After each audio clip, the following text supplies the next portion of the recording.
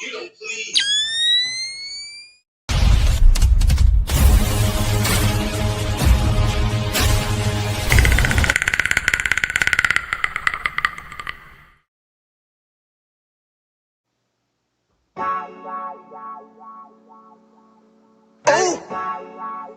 Hey, I don't give a lovely fuck about what them bitches gotta say. I'm a woman West nigga till they put me in the grave. I don't give a lovely fuck about what them niggas gotta say. I'm a woman West nigga till they put me in the grave. I don't care about what they say. Hey.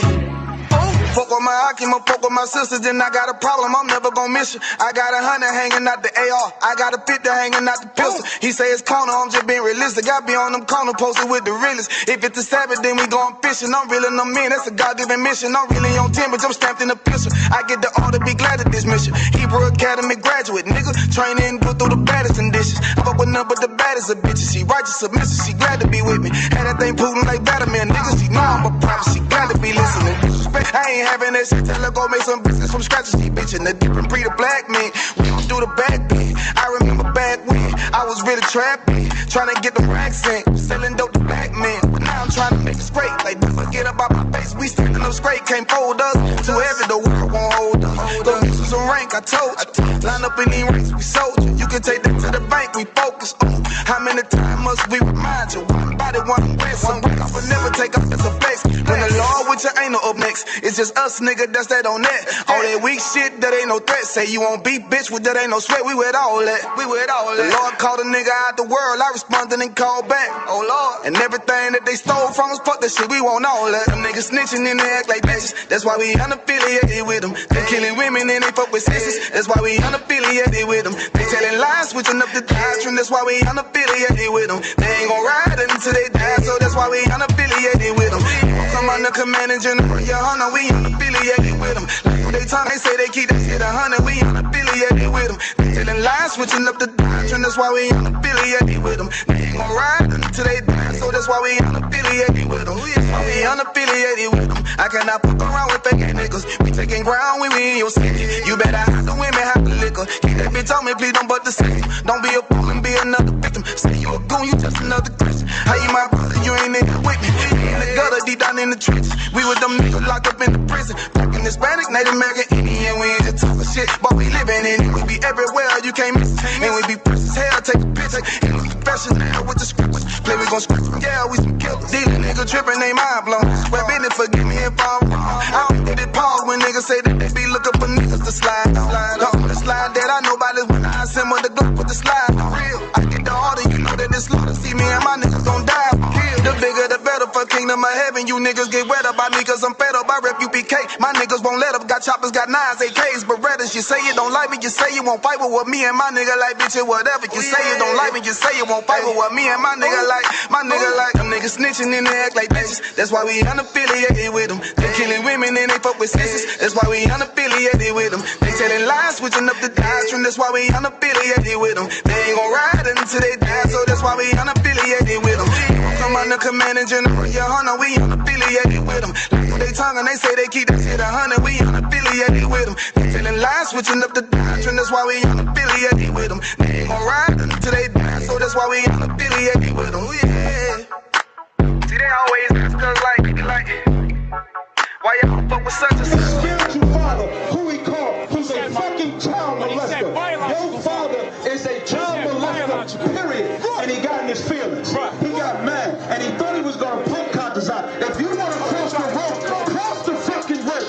That's what you do. Don't sit here and talk shit like what's gonna pop out, what's gonna get it. If you're gonna cross the line, cross the fucking line. Otherwise, get the fuck out of here. Captain Tazaryach, a rap. Was born before the cornrows, born chose before the storm rolls. Stunning crackers daily like Stone Cold. Bring life where the sun froze. My run like a broken nose. Moving truth in ways that ain't done before. Whole time not breaking the code. You don't know. It's warfare, chef back in the kitchen. My red bone left me, but my black girl didn't. A nigga still flying, you know I'm never tripping. And I used to run the rock, but I could never chase a chicken.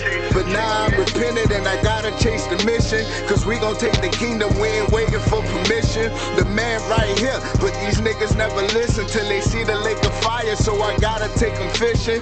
The water's getting higher and I'm diving and I'm swimming. It's Jeffrey F. Baby and the F is for forgiving.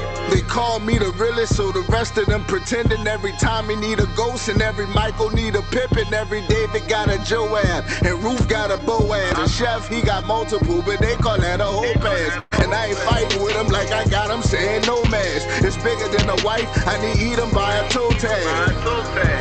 Don't make me hit the yak on him. Instead of turning my back on him, I'ma put the Mac on him. And fringes and all black on him. Heat on the block, I'm like Shaq on him. Yeah. And salute to the generals.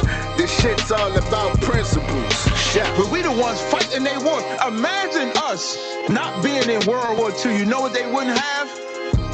Well, you want to talk about heart surgery and the medical science and all that shit that we did, that's black people. Can't escape by the skin of your teeth. The beast is not weak, I'm not geek. By the top three, they not me. Serve you up the Aki way, I ain't talking about chopped cheese. Lock squeeze, then aim it at your femurs till you knock knees. Rap wax, surveying the game, and I'm not pleased. There's a couple niggas that's ill effects, but not these. I can never struggle, I relax in Maldives until I'm in the kingdom with.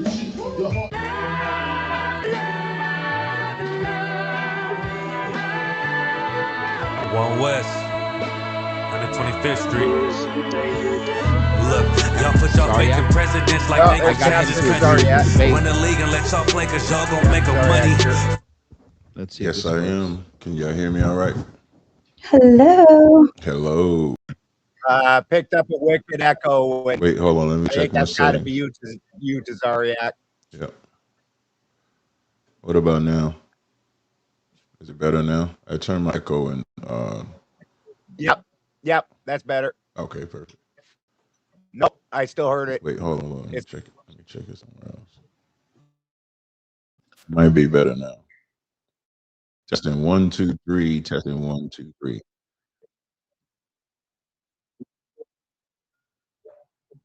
Yeah. Y'all leave and come back. That might do it. Let me try one more time. Is there I'm gonna exit and come back. 1, 2. What about now? One. Yeah. All right, let me leave. I'll be right back. All right, y'all. We about to get ready for this interesting debate. No, it's probably on there. And sometimes when I hop in the lives, I gotta leave and come back in. It happens sometimes. Not the end of the world. Let's see how this is gonna go. It should be. Listen. Need some lily whites. I just want y'all to know. It should be interesting, y'all.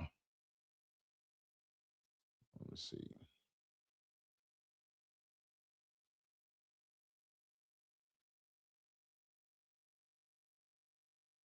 Yep.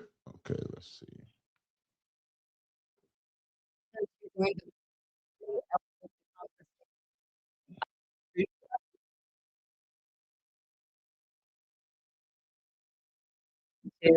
Am I?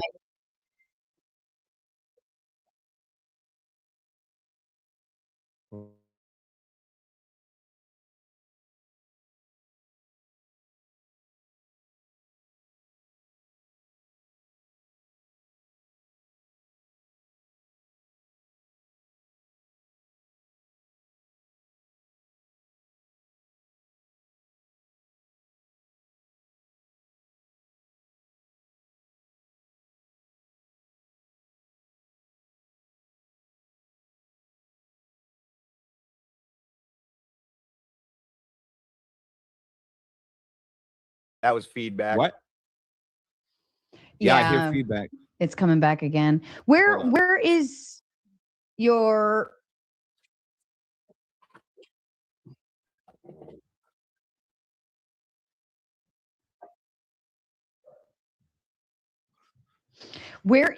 audio feeding out of? Like is it coming through your headphones or is it coming through Are you sure it's not coming through your speakers too? Because I have two settings where I can make one come through speakers and one come through headphones. So in your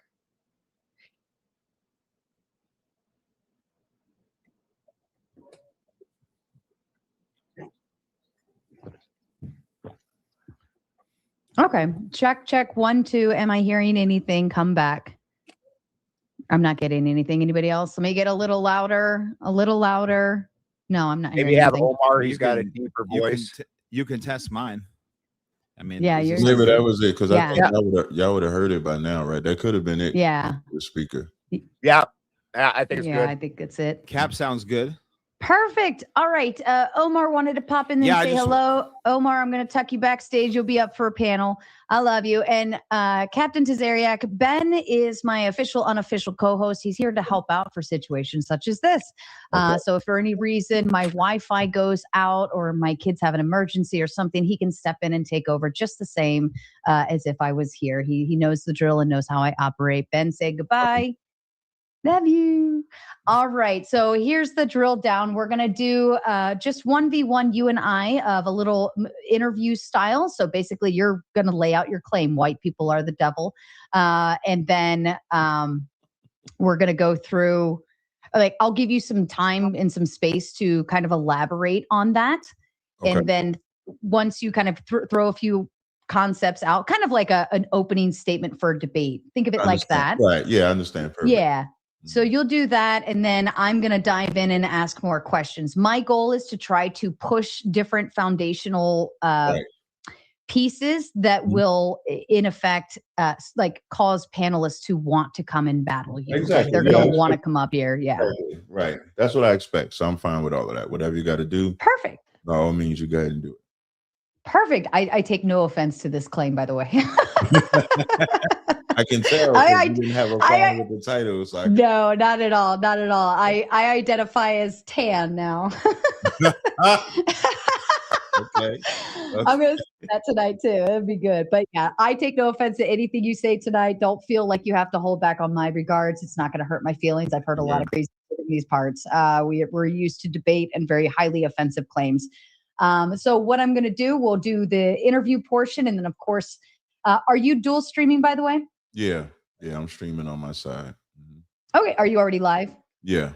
Mm-hmm. Oh, hello everybody. Okay. So here's what I'm going to do. So that if your audience wants to come participate as well, that StreamYard link, I'm dropping it in the private chat for you. So later on, when I say that I'm dropping that link to my chat, you are most welcome I will to drop definitely it. Copy it. Yep, well. I definitely will. Mm-hmm. Yep. And then they're welcome to join the panel. And it's kind of first come, first serve. The first 8 people up here are going to be the first ones in the door. We'll run a Q&A portion. That Q&A portion is meant to be respectable and enlightening, a way for them to ask questions, prompt further, or even kind of go back and forth with you on your claims. Now, after that, we move into the gauntlet mode, which I kind of informed you about.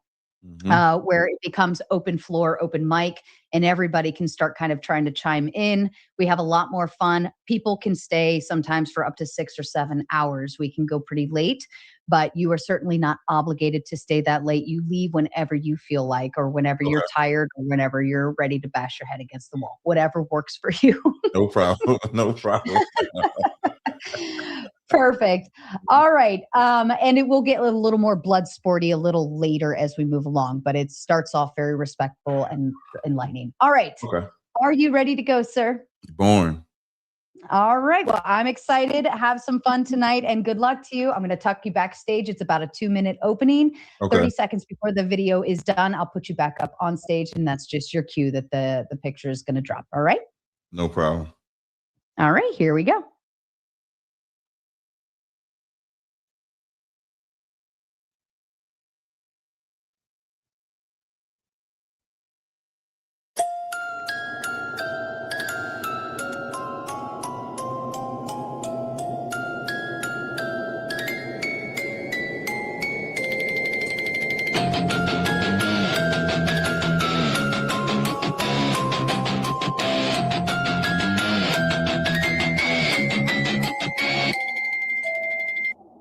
I don't believe trade is the main driver of that, but I'll grant that it does happen sometimes.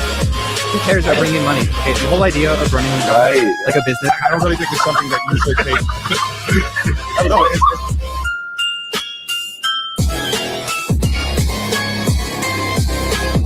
The argument against charging people rent? Yeah. Yeah, I mean, typically philosophical arguments against. Well, that was given criticism. I mean, you look at why USA was even invented. I don't know. Like, I think a recurring theme or a recurring trend is that less and less government. I want personal responsibility. I want personal accountability.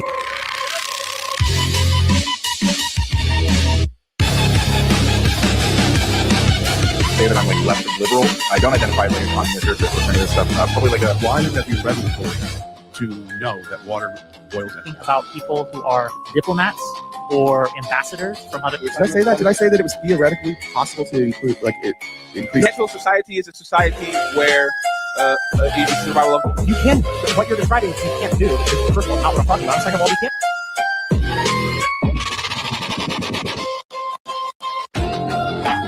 So basically, like, even your Lord and Savior Donald Trump didn't do the best job. That nature, you refer to it as being conscious, or the conscious community.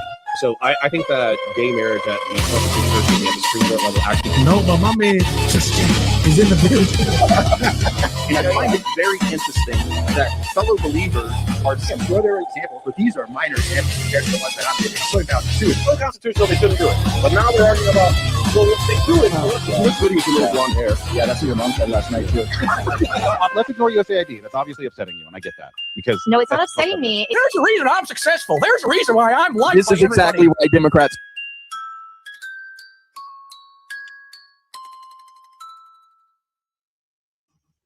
And good evening, ladies and gentlemen. Welcome back. I am Sarah, the Raging Tomato, having our Throwdown Thursday on a Throwdown Friday evening. I'm super excited for this claim.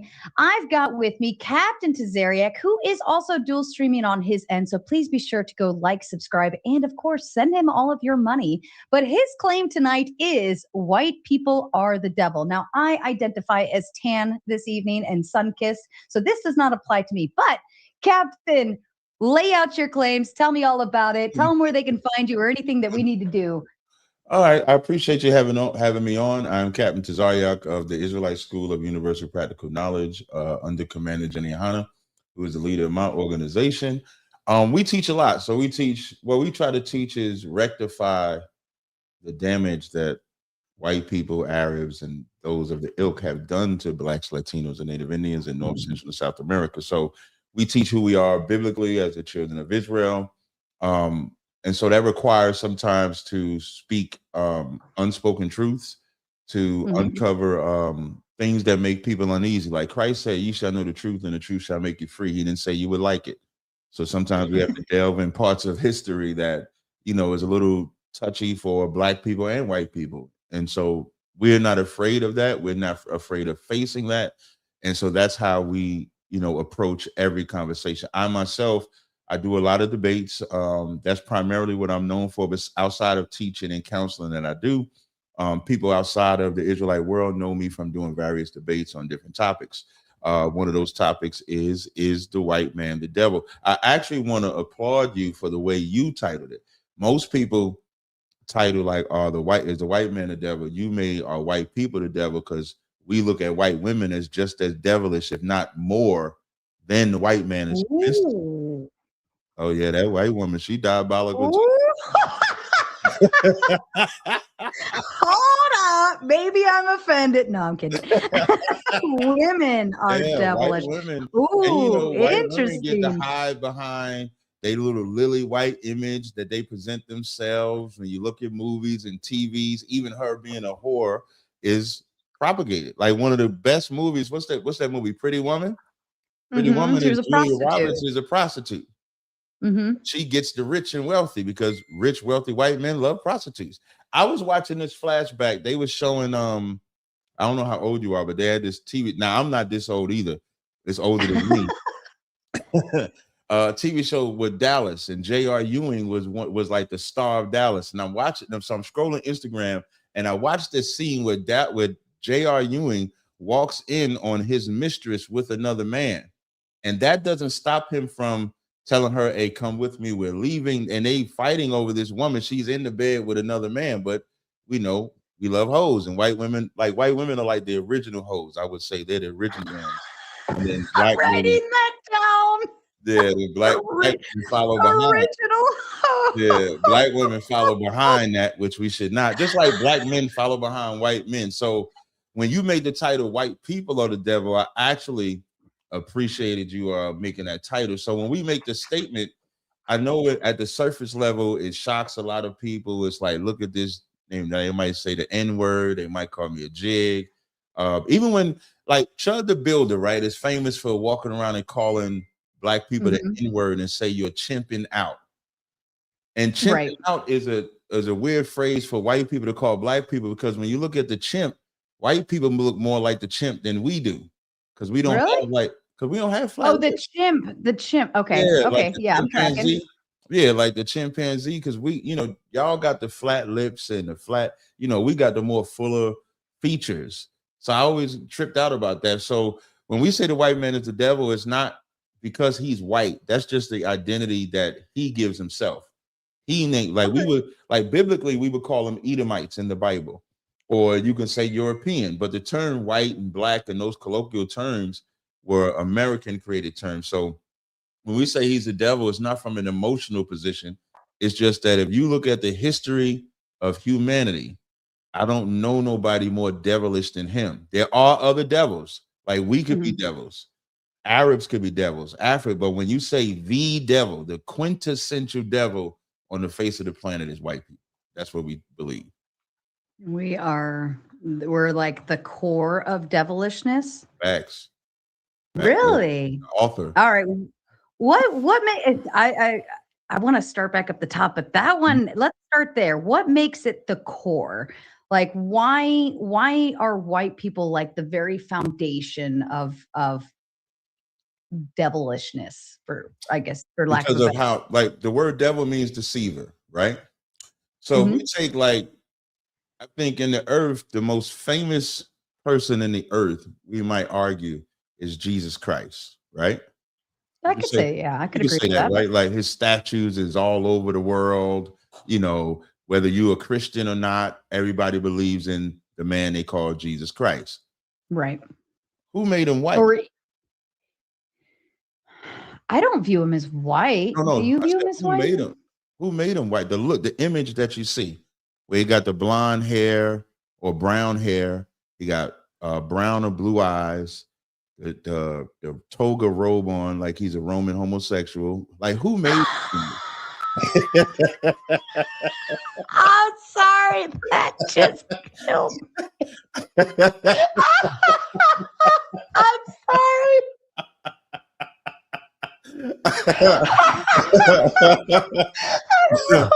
He's a Roman homosexual. Yeah. Holy shit! Look, you made me tomato out. You made me red. See, I can't even be the white people. I'm the red people. Well, technically, biblically speaking, white people are Edomites, and they were described when they was born as being red. So when you turn red, you're showing, like who you are. So to speak. My original. So when you go into the Bible, it describes Jesus as having woolly hair. It describes Jesus as being bronze, being a brown skin, a dark skinned person. Even if you want to call him a Jew or Israelite, the physical description that they have of him is not matching. So if God is all love and Jesus is God, according to Christianity, I don't believe Jesus is God. But if God is all love and Jesus is all love and you're about the truth, why take the image of who is the most famous person on the planet and make him look opposite of what the book describes him as? Could I pose a theory? Yeah, absolutely. Maybe. Like I think of bread, like we technically bleach bread, right, to make it white and pretty. We clean the eggs and make them white and pretty, right? People like things cleansed looking. Right. So even though saying Jesus's hair was woolly, and then here we see him with this straight, long Fabio style brown hair and clean and kept, right? That would just be maybe our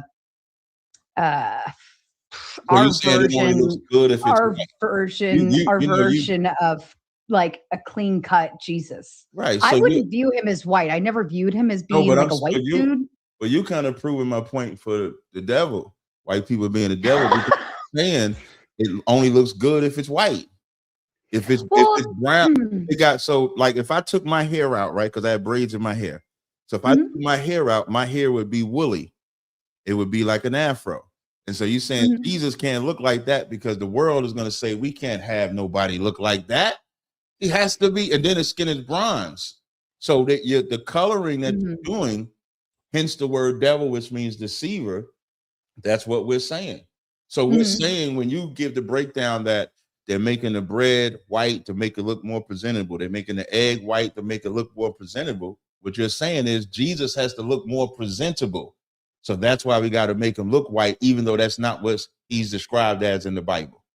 Right. And maybe that's based on the preconceived, like how we understand what like clean and pretty is. Maybe not necessarily white skin, but I would see like, pardon me, if I looked at a floor and it was dirty, right, when I clean it, it's going to become brighter. Right. So, and it appeals as clean and pretty, right? As something I would rather look at something clean versus something dirty. Whereas a version of bread, right? Why they like per se bleach it or like clean it, make it look pretty, would be under that same understanding of like it looks pretty. Right, but even that, and you know, that's why even in the Bible it says, I am black but comely, meaning I am black but beautiful. Because beauty shouldn't be like, and if the white man was not the devil and wasn't so fixated on what he thought was pretty, then as a human race, no matter what color you are, it should be beautiful to your race. So if beauty to white people is what you perceive, like what you just said, the white skin, blonde hair, whatever it may be, that could be beautiful to the white race, and that's fine. If to the black, I'm not saying white. I'm saying just the fact that his hair is not woolly or that it's brighter, right? He's perceived as brighter. Right. I don't necessarily. Like again, I never thought he was a white dude, but it's brighter. And you think he was a white dude? Oh, I don't know.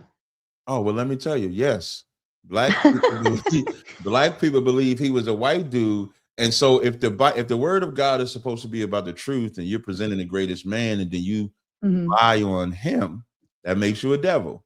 And then when you give that Jesus to us, and you didn't give that Jesus to us by teaching, you gave us that Jesus to us by the sword, by bloodshed, by force. Now you're telling us, and Jesus never did that. Jesus said, blessed are the poor, for theirs is the kingdom of heaven. So when we look at how we received Jesus in the northern hemisphere, in the east, is it eastern hemisphere? No, western hemisphere. I apologize. In North and Central and South America, we received that through murder, through torture, through raping. We received Jesus that way, when that's not in the Bible. So when we say devil, like I said, anybody can be a devil. Christ called the Pharisees the son of devils. So anybody can be a devil, but when you talk about who goes into it full tilt, if you get into manifest destiny, when the Roman Catholic Church, who is supposed to be about God, when they use manifest destiny that said we can enslave any people in the name of Christianity, that's why we say things like they're the devil, even against their own. I'm sorry, go ahead. You was gonna say something? No. It's well, I mean, are you talking about like the Christian Crusaders and things of that nature, where they went and, you know, I mean, I think historically that might go into a bigger scenarios, but do you believe now in today's age that we enforce, as you said, rape or murder or other ways in order to enforce Christianity? I don't think y'all have to do it in the physical as much as you do it in the mental. Meaning, like, there's no physical chains on blacks and Hispanics anymore. The mental chain is there. So when we come out and go out and teach Christ had woolly hair, black people fight us and say, no, he didn't. My Jesus is white. Why? Because of that mental impression that's been embedded in our brain. In the 70s, there was a TV show called Good Times.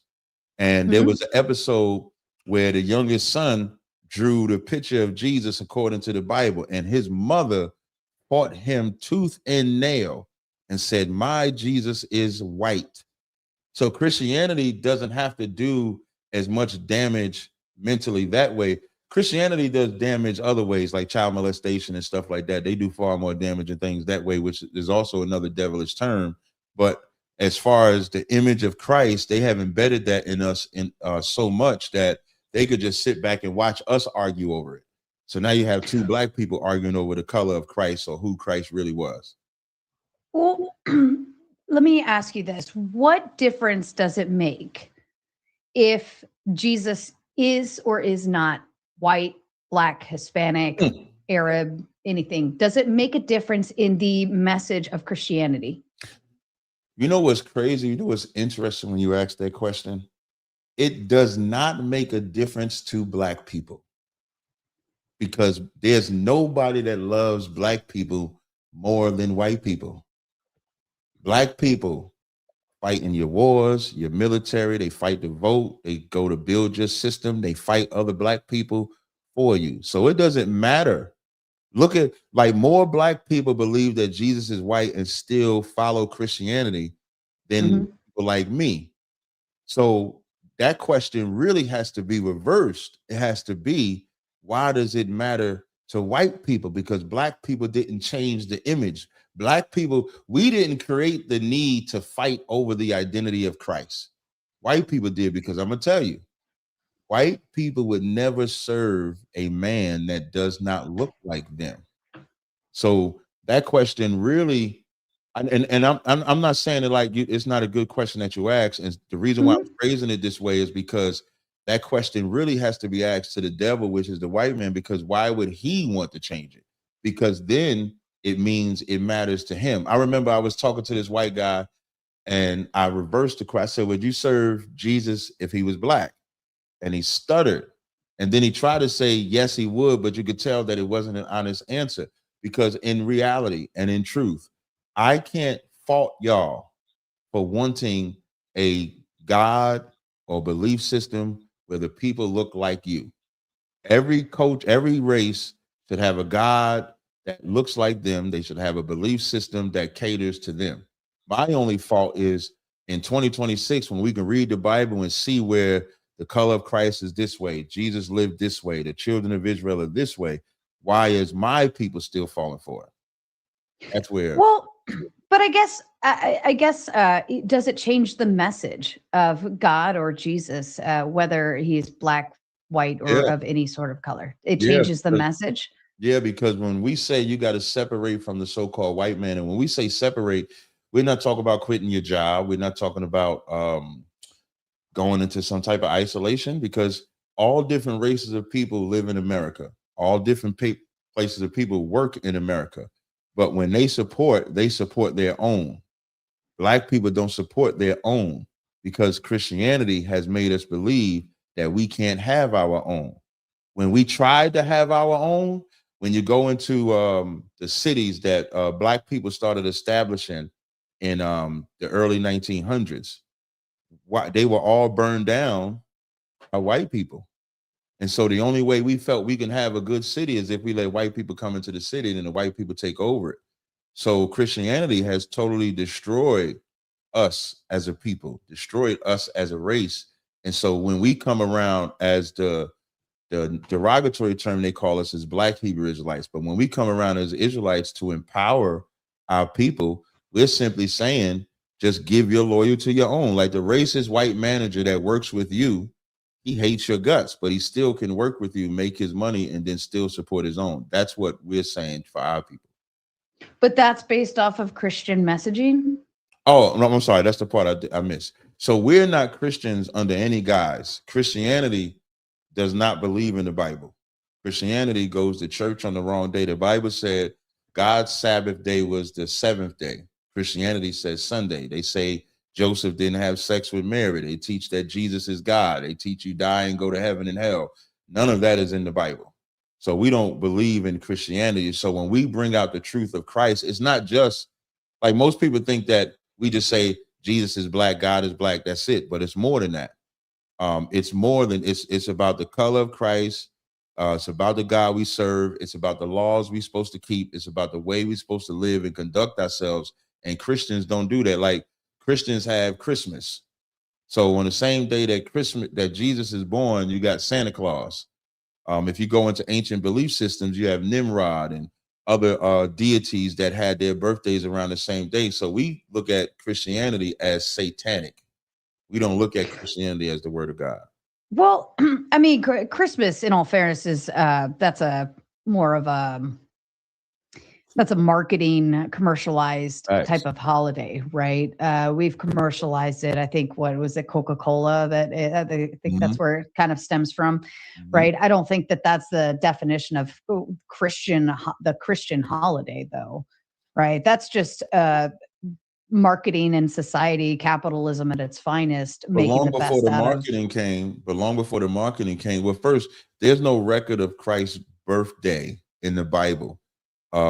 But the period that he was born, it was more in the spring than in the winter because it was tax season, and that's when around the new year, the original new year before they made it January, was around the spring, and so that's around the time that Christ was born.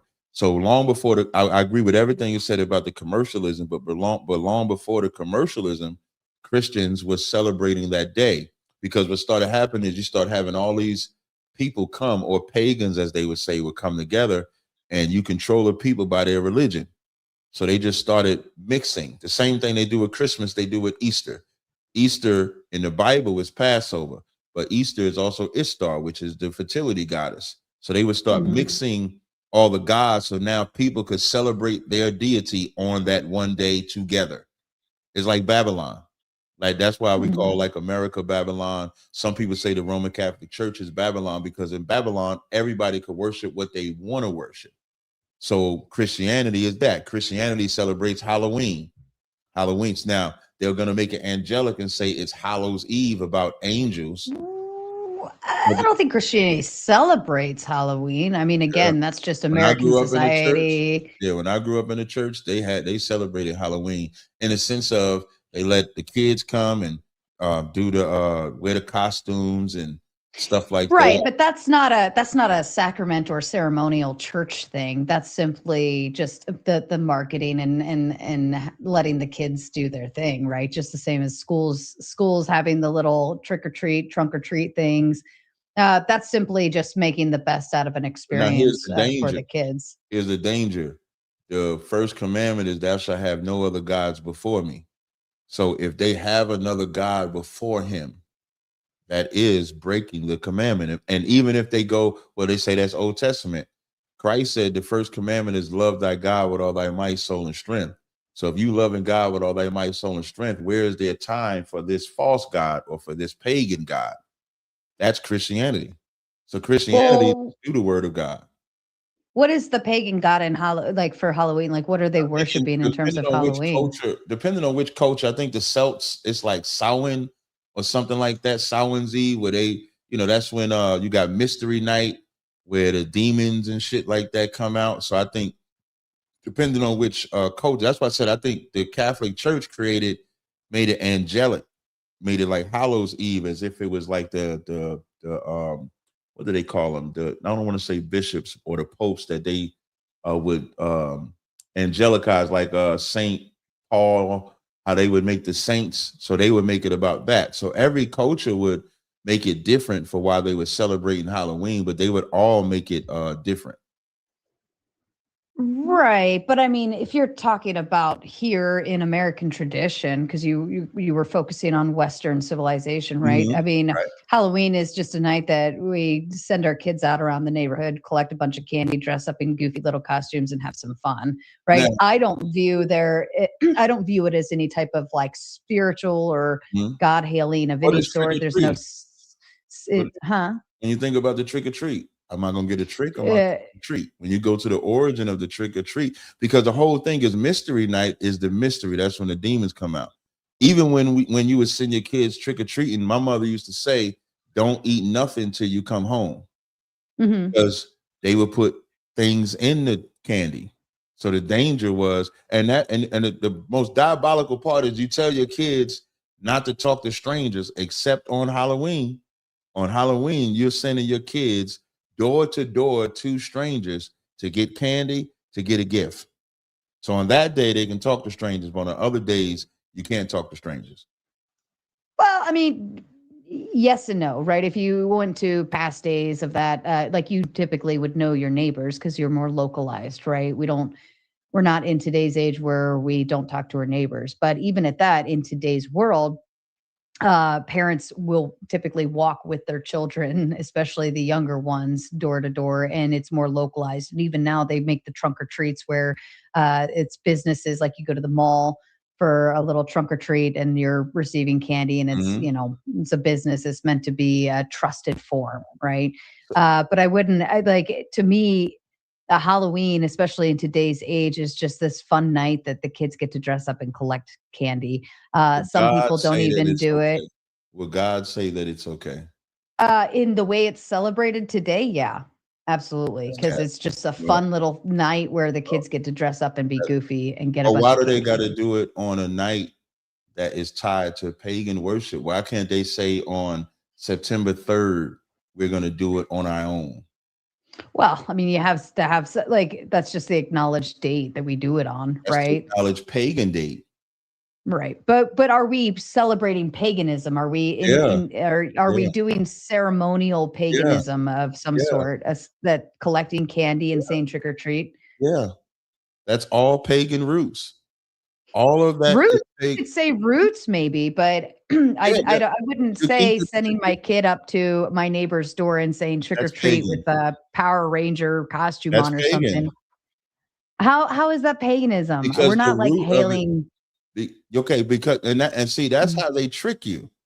They trick you by you're not hailing, you're not doing none of that. They just change how you worship, but it's still to the same God. On October 30th, Mystery Night. October 31st, Halloween. No matter how you word it, remix it, whatever, you're only doing it because that's what they said. That's when they said the pagan God is supposed to be worshipped. But are we like, okay, but belief factor or faith factor has to come into place here. You do have faith in it. I don't have faith in it because all I know is I'm going to my neighbor's house and letting my kid collect candy and say on that day, right?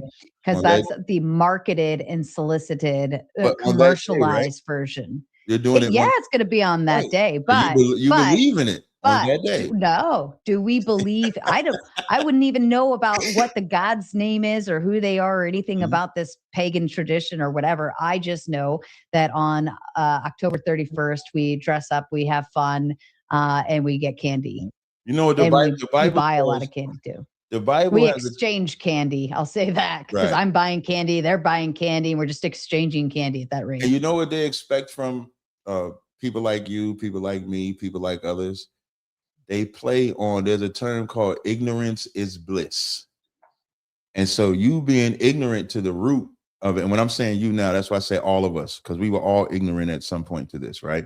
So when ignorance is bliss, all you know is that I'm going trick-or-treating. You're not paying attention to the origin of it. Same when I used to celebrate Christmas, all I know is I'm going to this tree on December 25th and there's gifts from Santa. I don't know nothing else. I'm a kid. And then as I get older, and then I start seeing the Christmas tree in the Bible in the Old Testament, and it's an idol. When I realize ain't no white man, first of all, white man don't want to give us nothing. And how is a white man going to every house on the planet Earth in 24 hours from the North Pole with a reindeer? So then I began to do research on it. And then now my ignorance no longer could be hidden because I started understanding. So you're right. They prey on the ignorance of the people. The powers that be prey on the ignorance of the people and them not knowing and them not doing research. But even in ignorance, you're believing in Halloween. Your belief is by what you do. If you believe, but our belief in Halloween is only subjected to we dress up in fun costumes and collect candy. Mm-hmm. There's no belief in any understanding of anything beyond that, right? Yeah. So I understand your ignorance is bliss kind of concept. I get that, but we're not participating in a specific tradition that would be ceremonial to this pagan. Like I could see if we were singing songs that were like praising some pagan god or something, then maybe you might have something there. Trick or treat, what I would suggest everybody in our audiences do, just do the history of trick or treat. That's the ritual you're participating in. Oh, the trick or treat, smell my feet, give me something good to eat. If you don't, I don't care. I'll pull down your underwear. Now tell me in that, where am I praising some kind of pagan god? Because the trick or treat origin goes back to paganism. And so because you don't know that, that's why I used Christmas as an example. Because most people, when you get that Christmas tree, so when you look up trick or treating, right? And I just did a simple lookup as European roots and Samian, which is Celtic, which is what I was saying earlier, and then the Christians call it souling because they tried to remix it. Then the Irish and the Scottish call it guising, and so they would offer those tricks and treats to appease. And the Celtics did it to appease the dead, so they would wear the costumes and disguises and leaving food outside to appease the dead, because Mystery Night is when all the demons came out. So, and that's why I don't know about how you grew up, but when I grew up, we used to throw eggs. It was about being violent. We used to throw eggs. We would hit people with things. That's what you did on Mystery Night. And then trick or treating, this is what you did. And it was to pagan gods. So when you go trick or treating, although you may not think about the pagan gods and you look at it more as the American tradition, so we don't worship the gods, but we do keep the festival, to the God, you're still worshiping him in your ignorance. Well, no, I think intentions are very important here as well. We're obviously not leaving candy outside for the dead, right? We're going and we're dressing up in fun costumes. We're not pretending we're not hailing dead people, right? Maybe if you went down to Latin roots and they celebrate the Day of the Dead and so on and so forth, that might be a little different. I could understand that calling, but here in America, at least to my understanding, we're going around, we get to get candy and it's fun for the kids, right? Adults don't even do this, but even at that, you said it's based on these roots, right? And this is why I say intentions are key. For instance, the roots of the phrase rule of thumb, right? The rule of thumb here at Mater Nation is we have respectable discourse, so on and so forth. And later on, we'll get degenerate and have some fun later in an open panel. But when I say the word or the phrase rule of thumb, do you understand the origins of rule of thumb? No, actually, I don't. You can break it down. Okay, the origins of rule of thumb was like you could still beat your wife with a switch as long as that switch wasn't any, I think, thicker than your thumb. That was the origins of rule of thumb. Who created that? Oh, I have no idea. But probably white people. But the concept behind it is when I tell you rule of thumb, obviously I'm not rooting in the origins of that phrase, right? My intention is to just utilize the phrase as an understanding that we all understand rule of thumb, how we all understand the rule or how it's understood in these parts or around this space or the common understanding, right? So when I say rule of thumb, that's what that means. That's my intention by saying that. My intentions by saying that are not regarding anyone beating their wife with a switch, right?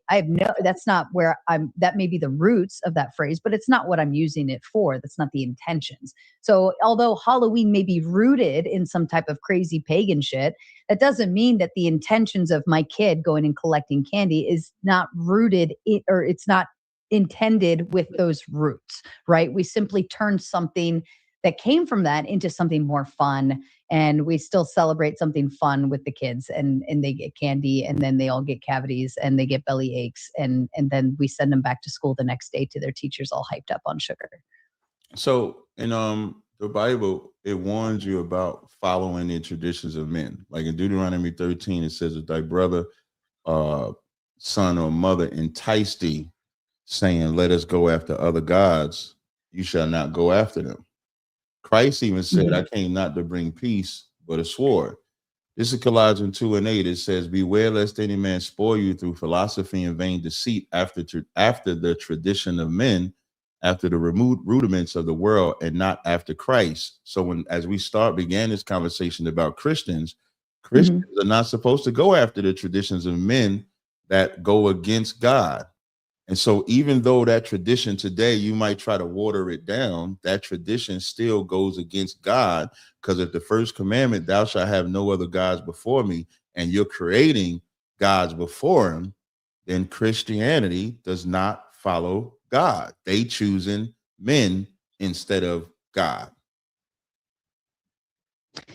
I mean, that doesn't change my religion or how I practice my like, for instance, I'm Catholic, right? And I wouldn't view Halloween as any type of detriment to my religion or my basis or what I follow, right? Does what I just read in the Bible, does that go against it?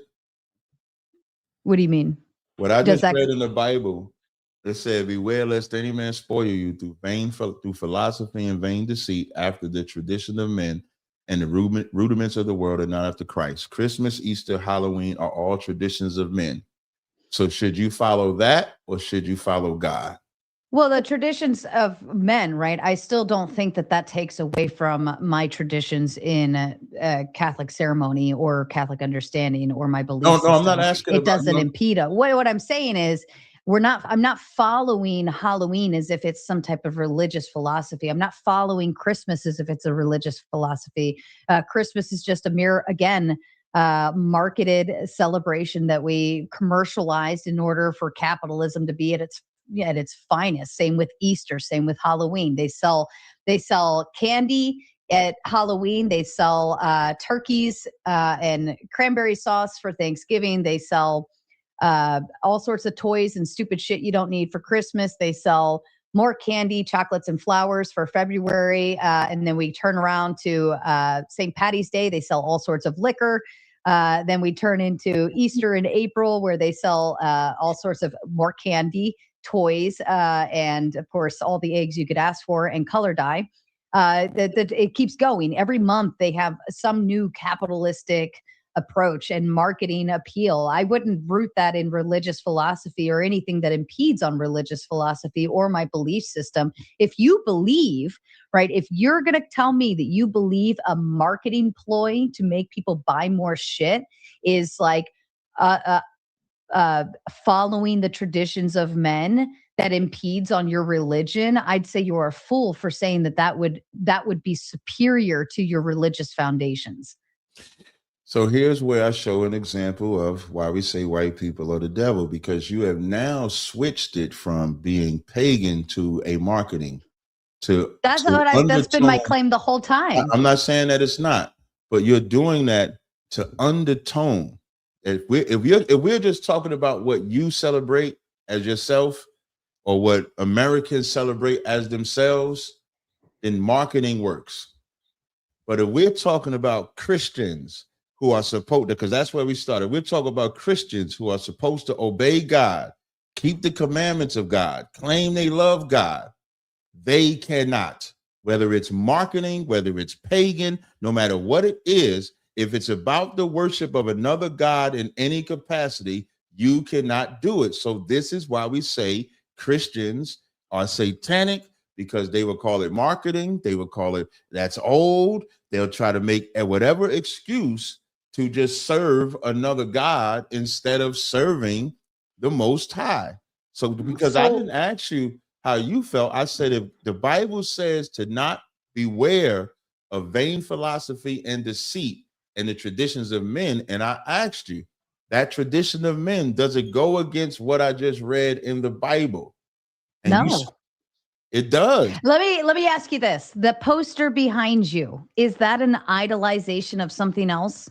You have a poster of some kind of lion. It's the Lion of Judah is what right. Okay. Well, all right, never mind then. If you had a poster of a movie back on your wall. It backfired. I don't know what Lion of Judah is, but I'm assuming it's some type of biblical thing. Right.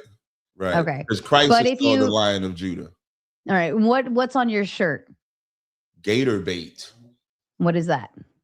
That's when your people fed black babies to gators. Ew, really? Yeah. But is that merchandise that you sell? Yes. Okay. So if I buy that, does that mean that I like switch gears and switch religions to buy this shirt and like that changes everything? It doesn't. It's just merchandise. It's just the same as Christmas is merchandise, Easter's merchandise, Halloween's merchandise, all of these other things. You know what else? It's just shit we buy to have fun. I have merchandise. I have a shirt that's called "Listening is an Art," right? And and so on that shirt, "Listening is an Art," you heard me say, "Why celebrate it on October 31st? Why not celebrate it on September 3rd? You know why I said that? Because we have cookouts, right? So let's take 4th of July or Memorial Day that just passed. A lot of people had cookouts on that day. Mother's Day just passed. A lot of people had cookouts on that day. We didn't have cookouts on that day, but we can pick a day like another day to have a cookout, because a cookout is not unlawful. This shirt is not unlawful. Wearing a costume is not unlawful. It's only when you're wearing it for a deity in idolatry. That's what makes it lawful, when it becomes into idol worship. So if you put an Iron Man, like when December comes out and that new Marvel comes out, which I'm going to get the tickets for because I love Marvel, right? When that comes out, if people dress up as as Dr. Doom, if they dress up as Captain Rogers, if they dress up like that, that's not idolatry, because they're just dressing up in a costume to go see the person that they're going to see. But let's say if they created some type of pagan worship of Dr. Doom, pagan worship of Captain America, now that makes it idolatry. That's Halloween. That's Christmas. That's Easter. So the Christian church, so Americans can do whatever they want, which they already doing. Even Christians are already doing it. So, but you can't say that that's not an offense to God, because if God says you can't have no idols or gods before him, but you're putting other gods before him, you're breaking the first commandment.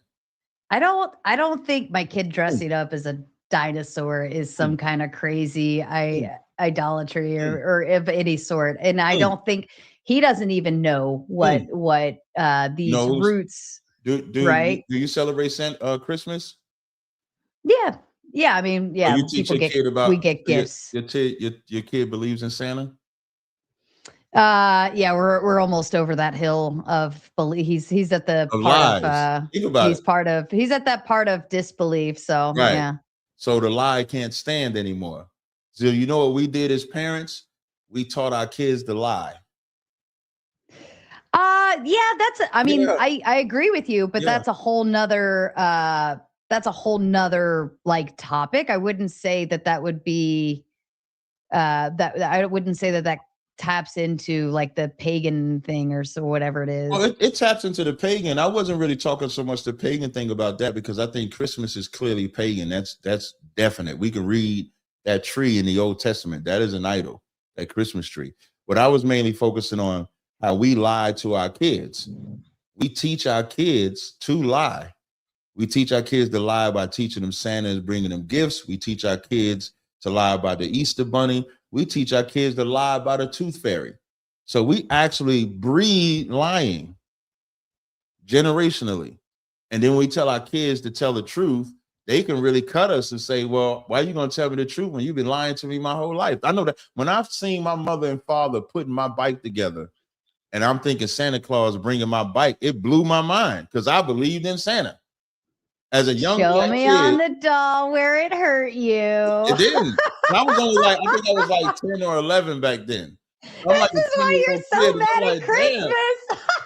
No, I'm not, because when I became against Christmas is because in Jeremiah the 10th chapter is when you see the Christmas tree. So that's an idol. Okay. So if it's an idol, Christmas tree is an idol. Yes. Have you ever read Jeremiah the 10th chapter? I hate fucking decorating for Christmas. Well, you should stop, because that's an idol. I don't view it as an idol. I viewed it as we're decorating our home. What you do, what you think I think is irrelevant. But if we can read in the Bible that it's an idol and we believe in God, like you say you believe in God, then you should accept what the Bible says. So if the Bible says it's an idol, then Christmas should go away. The Bible says the tree in your home is an idol. Yeah, it's an idol. When in Jeremiah 10, it says, for the customs of the people are vain, for one cutteth a tree out of the forest, the work of the hands of the workmen with the axe. They deck it with silver and gold. They fasten it with nails and hammer it that it move not. They are upright as the palm tree, but they speak not. They needs must be born because they cannot go. That is an idol. That's what God is. That's what Jeremiah is explaining. Where does he say it's an idol? That's why he's saying it. He's speaking against, and matter of fact, he's just saying they're being vain. They're being materialistic consumer assholes. That's all he's saying. Girl, you was Where's he say it's in? Definitely proving my point tonight for this title. Jeremiah 10:2 says, well, let me put it this way. Like, I think consumerism is the downfall of society. I think materialism is the downfall of society. I think marketing is the downfall of society. People they putting the dollar first before the basic human understanding, I think, is the biggest problem that we have. If you made the claim that humans idolize the dollar, I'd be on board with you. If you say the money is the devil, I'd be on board with you. I agree with that. We didn't get to that part yet. But see, that would be the route where I say if you wanted to have a problem with Christians who celebrate Christmas or Halloween or whatever. With Christians, though, not just the idolatry part. I got many problems with Christians. Right. But I would say, like, all of those things, your examples you're giving to me right now, these are all more recent types of materialized celebrations. This is how we celebrate it, right? Christmas used to actually be the least like celebrated and the least it's still pagan in terms of origin, though, which is what I'm talking about. Like when you say it's not an idol, Jeremiah 10:2 says, "Thus saith the Lord, learn not the way of the heathen, and be not dismayed at the signs of heaven." So when it describes that Christmas tree, that is a heathen or pagan custom. And God said to not learn it. So if the Christians is teaching you to learn it, are they for God or against God?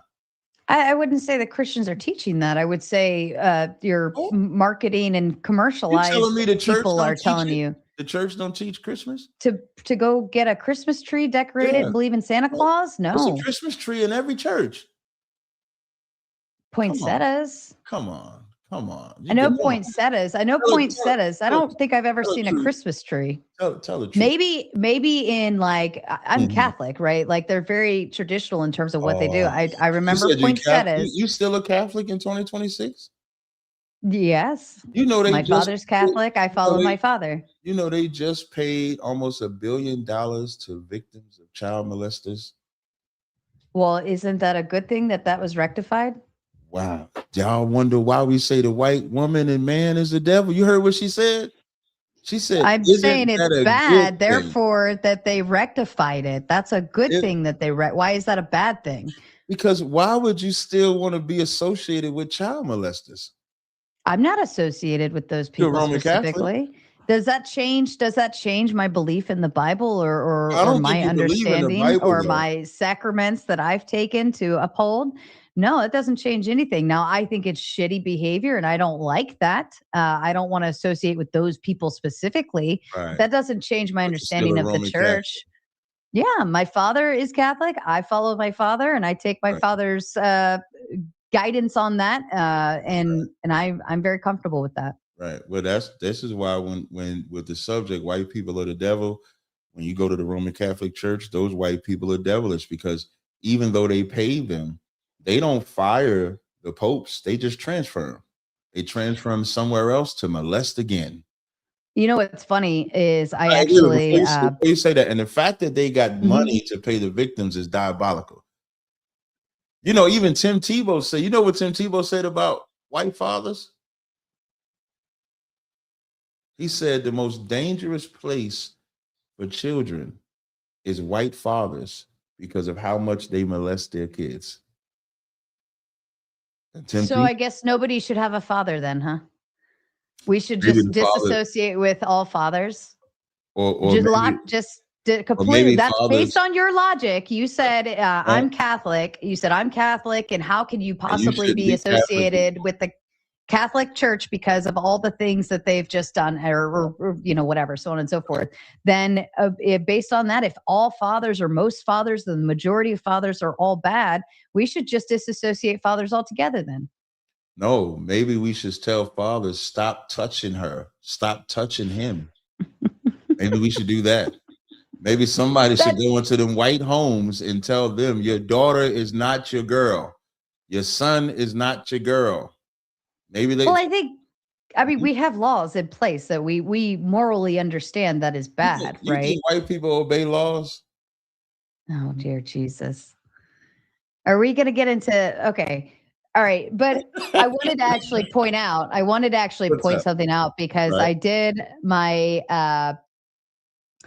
I did like a double major, right? And my underpiece was in victim studies. Okay. And the funny thing was we did tap into Catholic churches and the issues surrounding that, and especially localized here in Maryland, that was a big problem. There was actually an entire all girls Catholic high school that was shut down. That was not far from where I grew up. Right. So it kind of hit home when we followed that study.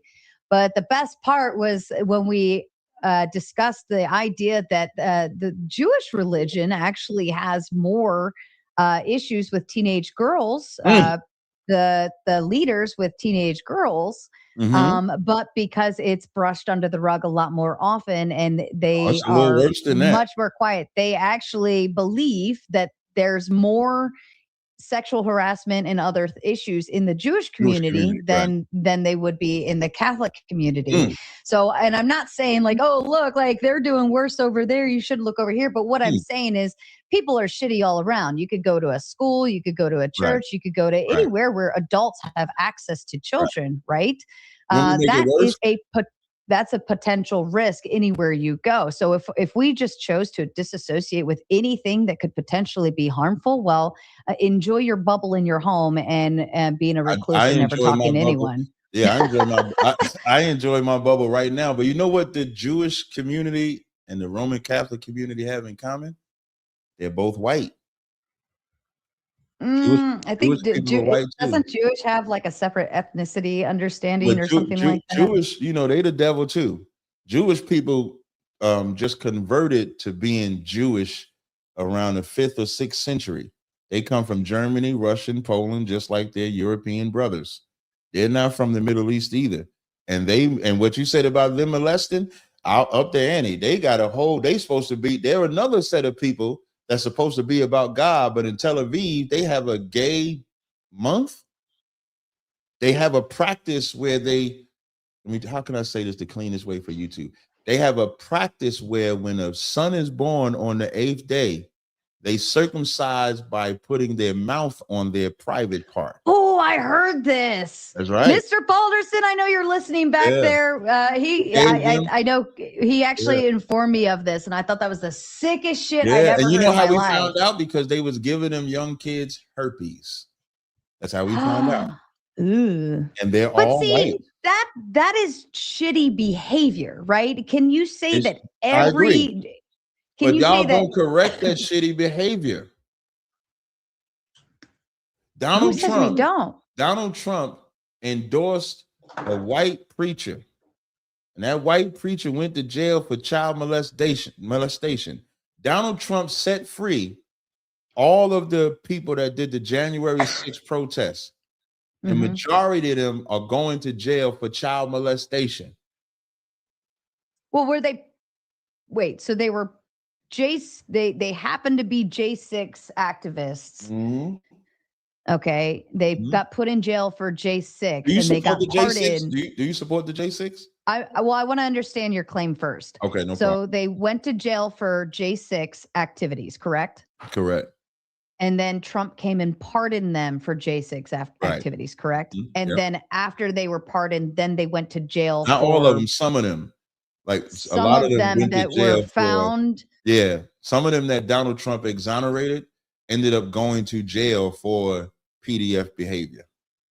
Well, but the harm is done and they're being convicted of a crime. I'm not so where's the issue? So hold on, but he that's why I want to understand your claim. He pardoned them for J6 activities. Therefore, they were released on that.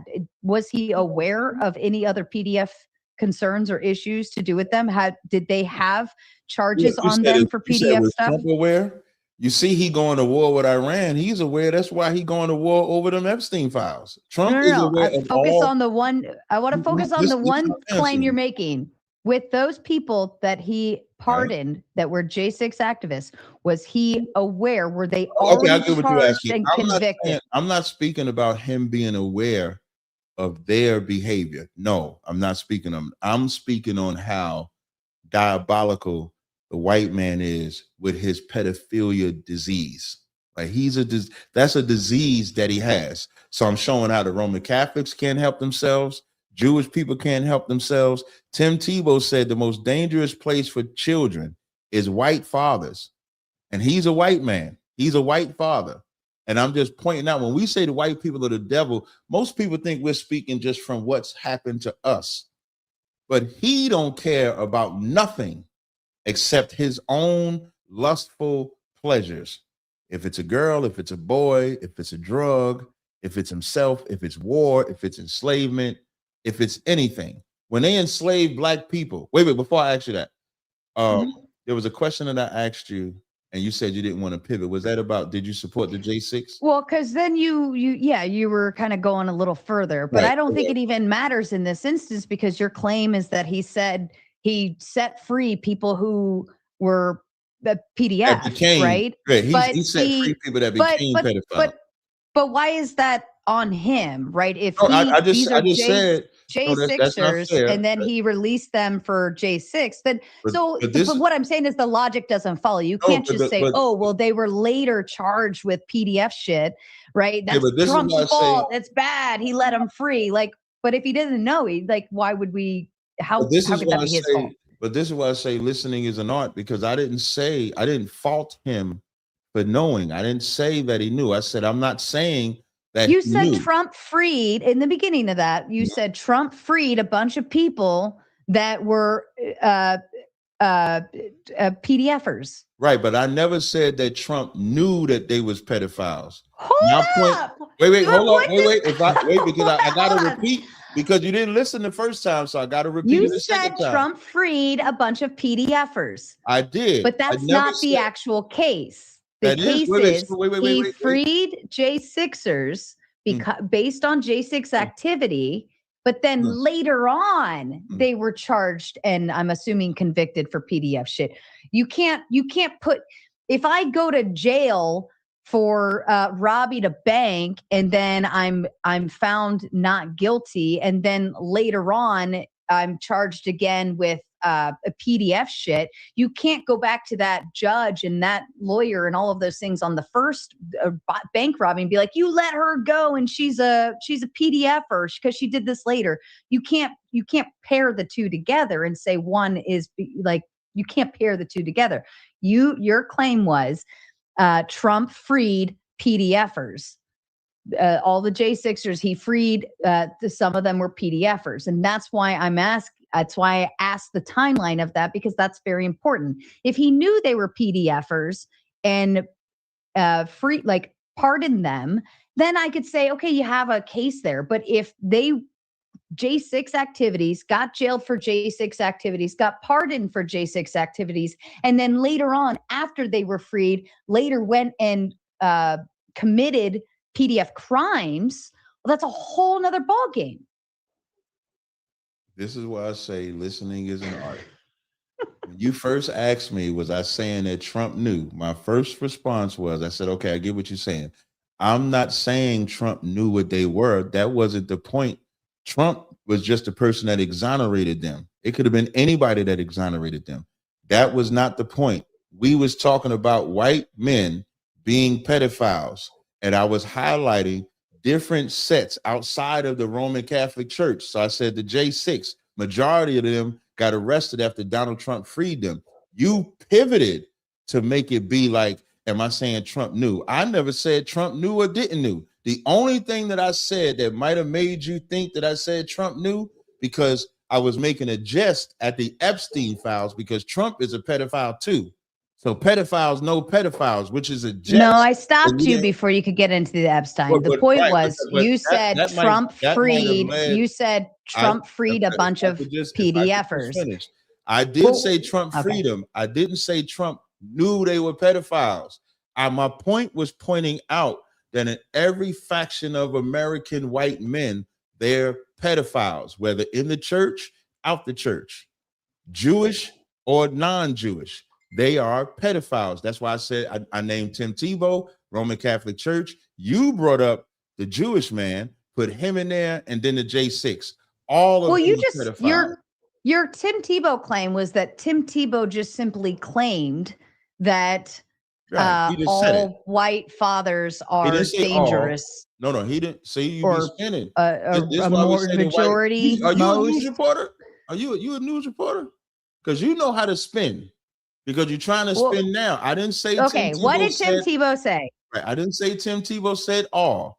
I said Tim Tebow said the most dangerous place for children is white fathers. That's the statement. I didn't say all. I didn't say a little. I didn't even give a percentage. I just quoted what he said verbatim. I can pull it up and we can play it. Wouldn't the most dangerous place for children being with white fathers mean that white fathers encompassing all would be dangerous? All because you want to make it absolute. Listen, if you want to make it all, I just want y'all to know white men. But based on what all you're of saying, y'all are pedophiles. I'm not saying all of y'all. I may say only 95%. I don't know. Based on what you just said, though, the most dangerous place for children would be with white fathers. That would have to mean that there's. I understand what you're saying, but my whole point, I'll get off the moot point, but my whole point is Tim Tebow says this, but is there like some kind of data? Like, I don't give a fuck what Tim Tebow says, right? Well, so why would you use that here? What is the data behind it? Did you look up the data behind it? The title today is Are White People the Devil?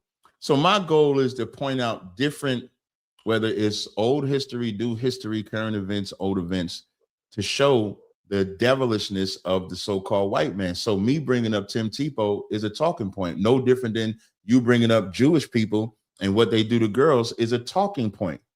My mom said all white fathers are angelic and the most safest area to be. Why do I care what Tim Tebow says? Is there data to show that what he says is valid or means shit? I think if we look up the crime statistics, if we look at the Roman Catholic Church, majority of them are white. Well, who knows if they're fathers? Are popes allowed to have children? I want to know the data. You said Tim Tebow said that the most dangerous place for children would be with white fathers. Okay, that's a claim, and you are giving some type of authority to Tim Tebow. I'm not giving him any authority. I just said, see, like you spinning again. But what? I just said I brought it up as a talking point. I didn't give Tim Tebow a talking point, but I want to know, like, why is that valid to you? Why are you making that a talking point? I want to know the data behind why are white fathers the most dangerous place to be for children. So I'm making it a talking point because we was on the subject of child molestation in the Roman Catholic Church. That's the subject we was on. As I said again, listen, if the theme for the night is listening is an art. And so what I was doing was showing other people or other examples talking about how white men molest children. So I used the Jewish community and what they do to 8-day-old baby boys. And then I used what Tim Tebow said. I can go into your movies. One of your most famous movies is what Forrest Gump, right? Tim Tebow saying something is not an example. No, what I'm saying is if you're going to present information, you're giving what is a fallacy of the authoritarian one. Like you're giving some type of authority because Tim Tebow said it, therefore it means something. I don't give a fuck what Tim Tebow says. The data if you're going to say 65% of pedophiles are white men. Fathers? Yes. No, it doesn't say fathers. 65% of pedophiles are white men. Okay, white men. But the claim is Tim Tebow said the most dangerous place for a child is with white fathers. You should go talk to Tim Tebow because that's spin. You are quoting him, Captain Tazaryach. You are giving authority to what he's saying and using it as a talking point in this conversation to say white people are the devil, and you're backing it up by saying, "Well, Tim Tebow claims that the most dangerous place for a child to be is with a white father," and I'm saying that's a fallacy of a fucking authority fallacy. Men are fathers out of the 65. Out of the 65% that are PDF or doing something bad. 57%. And where is this data coming from? I'll give you the website in a second. Okay. Well, I'll take that website when we United States Sentencing Commission. Sentencing Commission. Okay. Yeah. All right. Drop that in back chat. I'll look at that while other people Q&A with you. But that's what I'm saying. It's like if you're gonna appeal to an authority, they still white though. No matter what. Listen, they ain't got to be fathers. They could be single white men. That's not. But the claim was Tim Tebow said. A claim is like if I was standing on the claim. Like I'll give you an example. When I say Jeremiah the 10th chapter, I'm standing on that. When I say Colossians 2:8, I'm standing on that. That's a claim for me. Me bringing up a talking point does not make it a claim for me. I'm not standing on Tim Tebow. I'm just showing you that even white people know that they're the devil. That's my point of mentioning Tim Tebow. Because Tim Tebow said so. Yep. Oh, Jesus Lord. All right. Hey, when Trump said he wasn't in the Epstein files, people believe that. Yeah, I didn't follow too much of the Epstein files, but I'm not. That's another case of white men being the devil. I think that's just shitty. I think that's just shitty people being shitty people. You know, they got the right? They said that Nickelodeon symbol is designed like Epstein Island. Oh, that's got to be some kind of conspiracy crazy. Oh, they showed a picture of Nickelodeon, the symbol, and then they showed a picture of Epstein Island, and it looks the same. Look at Justin Bieber. Justin Bieber was performing in his diaper. That is a molested boy. Justin Bieber's got some screws loose. I think things happen to Justin Bieber. I would actually believe that. Right. All right, here's what we're gonna do because we are over the hour mark. Okay. I've been having too much fun with you. I actually didn't want to let anyone else have any fun with you because I was like, no, I'm having too much fun. But I do know that they were all waiting in the chat so very patiently. So I've dropped the link into my chat. Oh yeah, let me see your chat so I can get the link too. Hold up. Yep, and it's in the private. Here, I'll drop it again back there. If you want to do that, that will lead them straight to our backstage, and they can come join the panel. Put this link on. And if you want to join on to ask a question or provide a comment, I'll even take some heat too. If any of your friends want to come yell at me, I would take it because this is like blowing my mind. That like, oh, this bad, therefore white people bad. It's causation versus correlation, right? You can sit here and say all day, well, this one white dude did this thing, and then that doesn't necessarily create a correlation to every white person, right? That was just a shitty person. Like, but if we go through history, so we don't always say that every single white person is the devil. There's enough of y'all that the damage that y'all have done in America, in the earth, just proves that you're the devil. Like even when I said that a black person could be a devil, anybody could be a devil, anybody could be a deceiver, but the quintessential devil is white people. Like y'all got it mastered. Let me ask you one more thing, and then we'll move to the super chats, and then we'll. I see people are already jumping backstage. Right. How would you define the devil the way you use it here? Okay, so you have an angelic being that's the devil. He obeys God. He's the one that the Lord sends to do his work. Then on earth, you have a word devil, which means deceiver. You have devils that are on this earth. Their whole job is to deceive you, to destroy you. That's why I said anybody can be a devil.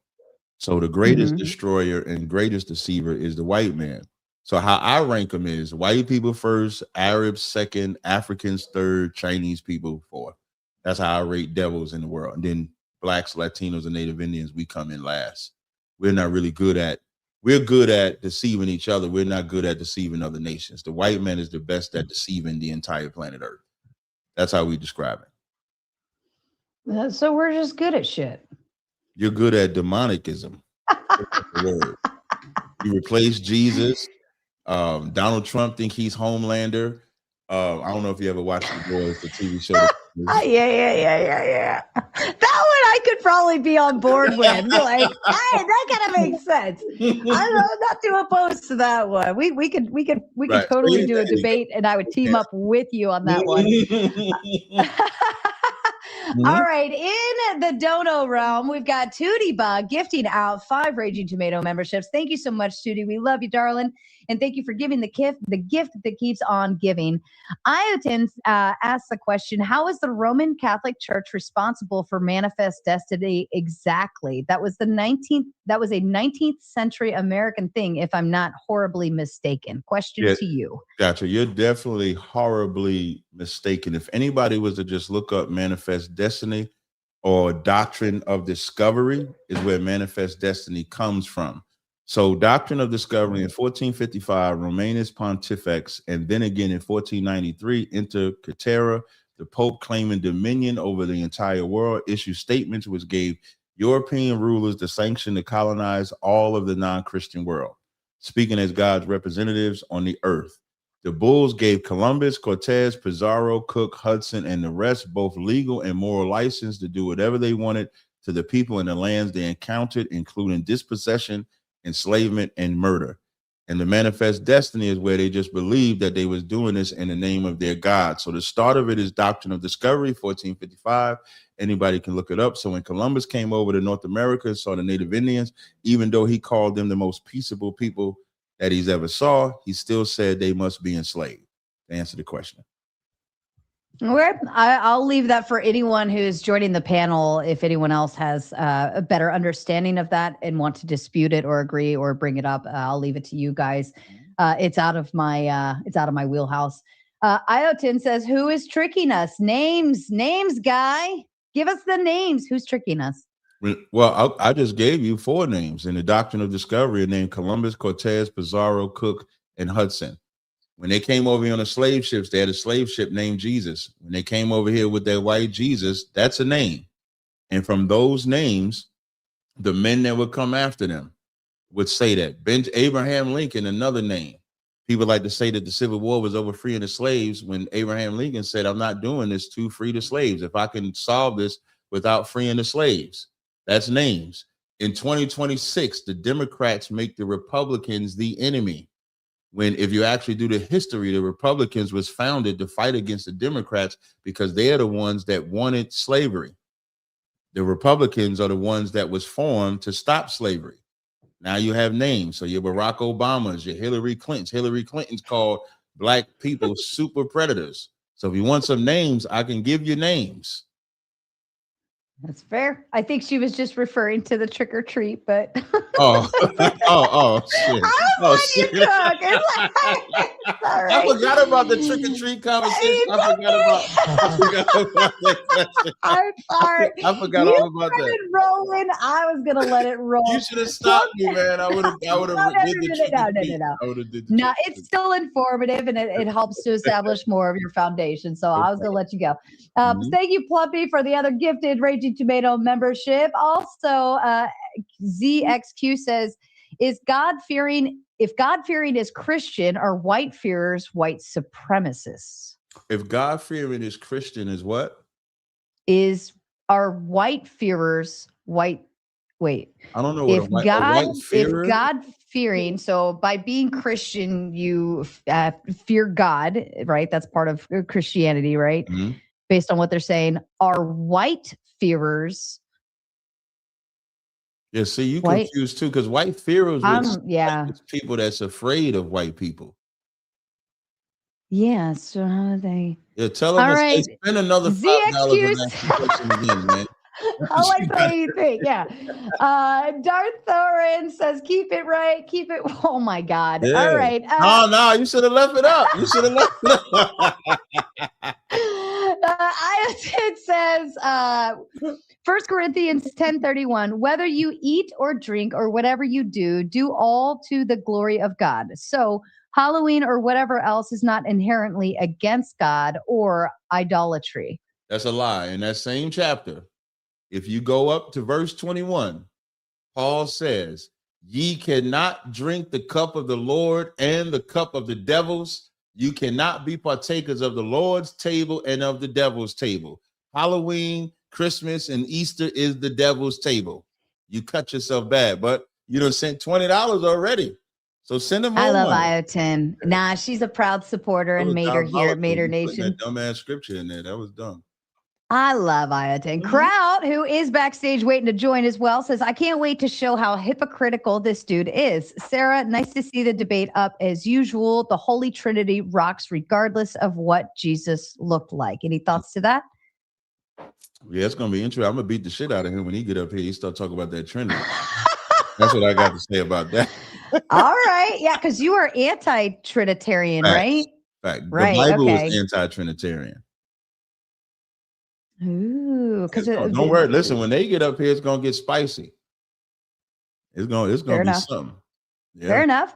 Fourth Wiseman stepping in. Hello to you, Fourth. Says hi, Sarah and everyone. How much to boot the inept? Well, you can't. You can't boot our main guest. But And if you want to boot me, you got to cash at me. That's what you do. Right. You got to send him money to leave myself, baby. But the rule here is you can boot anyone except for the main featured event, which is Captain Tazaryach. So he is untouchable. He's untouchable. Get out of your white feelings. Get out of your white feelings. don't chip out. What's his name? What was that guy's name? Tell him don't chip out. That's the Fourth Wiseman. Yeah, tell him don't chip out. He's our Australian friends. The Thunder from Down Under coming in. We love. That's where all the criminals was at. They went and started destroying the Aborigines. When they got rid of all the criminals out of Europe, they sent in Australia. They start beating up and enslaving the Aborigines. They sent. They go. Everybody's wrong. Yeah, y'all just. Everybody's wrong. Holy shit! I like you, Captain T. You're good people. Even though you hate all people, you're good people. I don't hate all people. I don't hate all people. Oh, goodness. Arabian says any large community is going to have its shares of deleters, PDFs, and criminals. I believe that's true. I think there's always going to be shitty people. Like there's bad doctors. Therefore, should we just not see any doctors? There's bad cops. Should we not agree that they're, So at least you can be on board with that. Yes. Texas Bully Mom sends the Big Ten for my sins. That's you right. Halloween trick-or-treating motherfucker. Not gonna save you though. You can't buy out your sins though. We appreciate the super chat, but you can't pay your way out of that shit.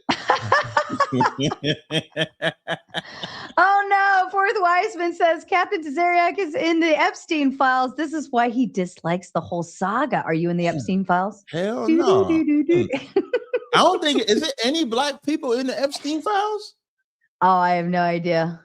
I have no idea. That's a serious question for the white people. Don't chip out on me.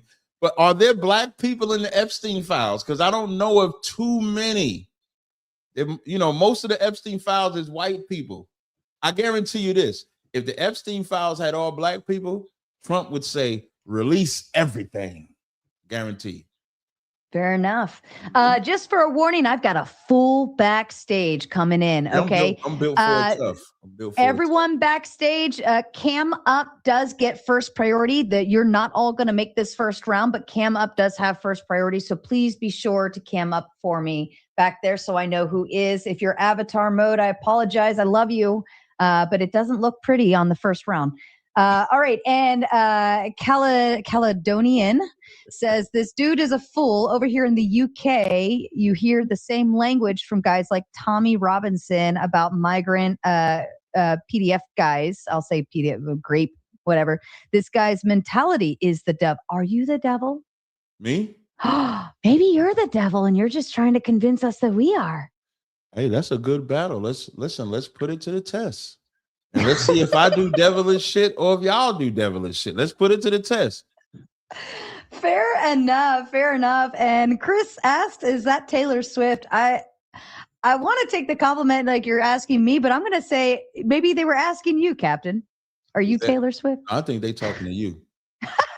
you got blonde hair, you white. They thinking you Taylor Swift.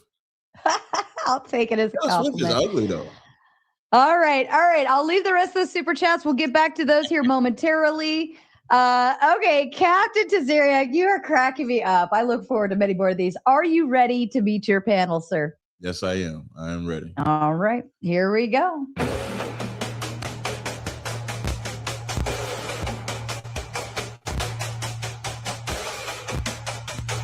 Birdman hands rubbing together.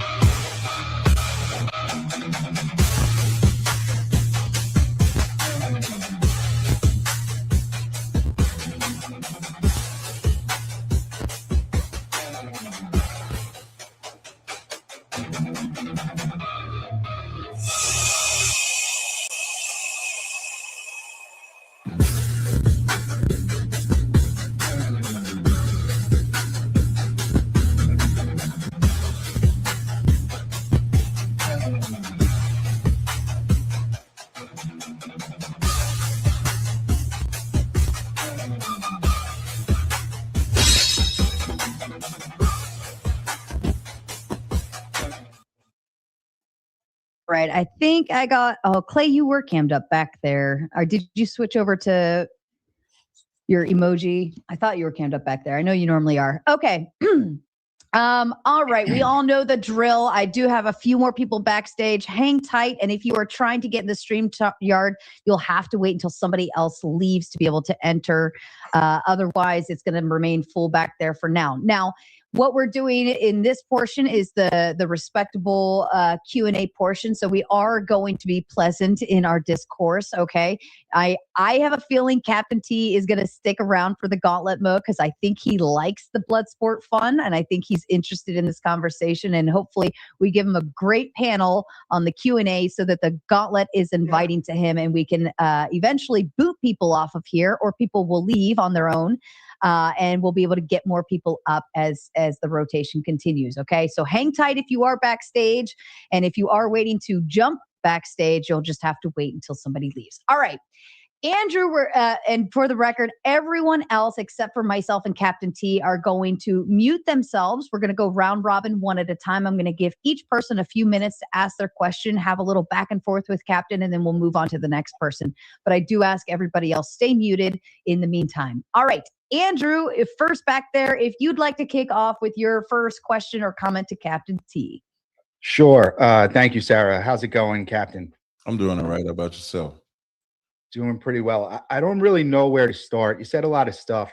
I want to ask one clarifying question, just to make sure my question is correct. I watched your debate with Jay Dyer, and you admitted, or gave the information that prior to the 1800s, all this was passed down through oral tradition. Is that correct? Yes, I said that. So, because any scholarship that, okay, I don't know if I would say all, but it was oral tradition. Like when I talked about the brother that has the Harriet Tubman information, that's oral tradition. Right, and that's here in the United States, and most of what I found, most scholars say that this originated late 1800s here in the United States. I would ask you, if it was all oral tradition prior to the 1800s, why was that? The printing press has been around for 400 years already at that point. Nobody thought to write this down. Like, were they illiterate in Africa? Is that what you're saying? And they couldn't? Because even in Africa, they've been writing stuff down for thousands of years. So did they just not think it was important enough? Or is it more likely that they just made this shit up in the 1900s, late 1800s? Yeah, I hope the callers are going to be better than this guy. Printing presses in America was not controlled by us. And as the slaves were brought over here, they took away our identity, ability to read, ability to write. So all we had was oral tradition. And I expect that from a white man. This is the proof why we say white people are the devil. He would expect us to be able to still be able to write, get paper and parchment and do all of that stuff, when it was fine with us just having the oral tradition, passing it down that way. And the proof that it remained is because it eventually became, I think F.S. Cherry is the first man that was arrested for publicly preaching in the 1800s. So the oral tradition worked. If the oral, so there was no writing prior to that. No, they didn't write one thing down. There's not one piece of documentation about this. Harriet was freeing the slaves. They didn't write anything down either, and nobody looked for paperwork. Yeah, but you're saying that this source is all the way back. You guys are the original Israelites. How is there not one document? What I'm saying is that oral tradition worked. Freeing the slaves through oral tradition worked. knowing that we were Israelites through oral tradition worked. It didn't have to be written down on paper. And see, that's where even in the Bible, do you believe in the Bible? Yes or no? Because you mentioned Jediah. Yeah, I believe in the Bible. So did Christ say, I'm glad he kept this from the wise and prudent and gave it to babes? Did he say that? Yeah, I don't see the relevance. You're talking about the 1800s. If you don't see it, then you got to listen to see. Tell me. Thank you. When he says he kept it from the wise and prudent, because you being wise and prudent, you think paperwork supersedes thought. Paperwork supersedes idea. That's why I use the parallel of the slave of Harriet Tubman freeing the slaves. Freeing the slaves didn't require paperwork. Freeing the slaves required thought, required word, required action. Okay, I'm talking about archaeology. There's no archaeology ever found of anybody mentioning this ever. You know, it's just trust me, bro. That's your position, bro. How the white man is the devil even more. You know, there's paperwork that said the Egyptians. Okay, you got to listen. Let me just counter that what you just said, because I know she's going to move on around. I'm not finished. Hold on. Go ahead. Yeah, thank you. I'm not, if you're not going to let me finish, you can't counter. There's paperwork that the Egyptians were white people. There's actual paperwork in the 17 and 1800s that the Egyptians were white people. And then you know what happened when we actually went to Egypt? We found out that the white man was the devil then too and lied because they were not white people. So making it seem like there has to be written down over oral tradition does not make one more truer than the other. And oral tradition can be a lie. The paperwork can be a lie. But you cannot prove that we being the children of Israel is a lie in the Bible. Can you do that? It's just factually incorrect. No scholars agree with you. This originated in the 1800s. But let me respond to what you just said, because you've been calling. I know she needs. Let me just respond. Yeah. One last question. One last question, please. No, you can't do that. I'm asking you the question. Sure. Prove that we are not. Can you prove that we're not the children of Israel in the Bible?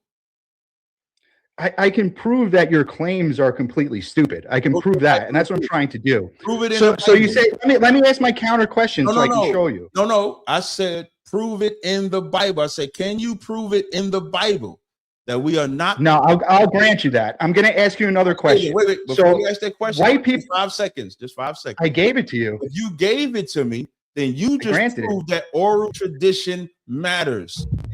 Thank you. No. Okay. So here's my question. All night, white people are the devil. White people are the devil, right? Are you familiar at all with the West Africa Squadron of 1808? No. Okay. So what that was a squadron from England that was sent to stop the slave ships after it was already abolished by those white devils, who, by the way, held slavery for the shortest amount of time in history, the shortest amount. It was a squadron that white people sent to stop Africans from selling to the Arab slave trade after we had already abolished it. So why are you so mad at us for being the first ones to end it? You're not mad at the Arabs for continuing to do it well into the 1900s and being systematic about it and keeping detailed records. You're not mad at the Africans who continued to grab and sell their own people, just mad at us for stopping it. We're the devils. And why aren't you mad? They still do it today in Sudan. They still practice basically chattel slavery today. You're not upset about that. You're just mad at us. Okay, you wasn't listening to the conversation. Did you answer my question? I am. Why aren't you mad at those things? Why are you mad at us? You got the rest of your femininity, young man. I'm answering your question. Answer the question. All you got to do is stop talking. You see how I was quiet while you was talking? You're just throwing out ad homs. Because answer the question. You keep interrupting me. If you would have listened to the interview, I said I hate white people in this order. I said white people, Arabs, Africans, Chinese. I hate the Arabs too. I hate Africans too. I don't give a fuck about no Africans. So you clearly could not have been listening. Otherwise, you wouldn't have wasted your breath. So who don't you hate? African. I don't hate my people. I don't hate Mexicans. I don't hate Dominicans, Puerto Ricans, blacks, Haitians, Jamaicans, Guatemalans, Panamanians. You're not from Africa? You hate the Africans? I don't hate. You're not making any sense, dude. That you hate. Okay. You know what I like about Duck? Wait, if I could highlight real quick. You know what I like about Duck? At least he's doing all his talking while he's on mute. I like that. I like that. What's up, bitch? Are you ready for it? You don't even know what that West African squadron is. You don't even know what it is. You're the expert. You don't even know what it is. All chimping out. Look at all y'all chimping out. You don't even know what it is right now. Y'all all this guy doesn't even know what it is. Chimp out. It's African history. He doesn't know it. And you're fucking ugly. I'm not African, Duck, man. I will.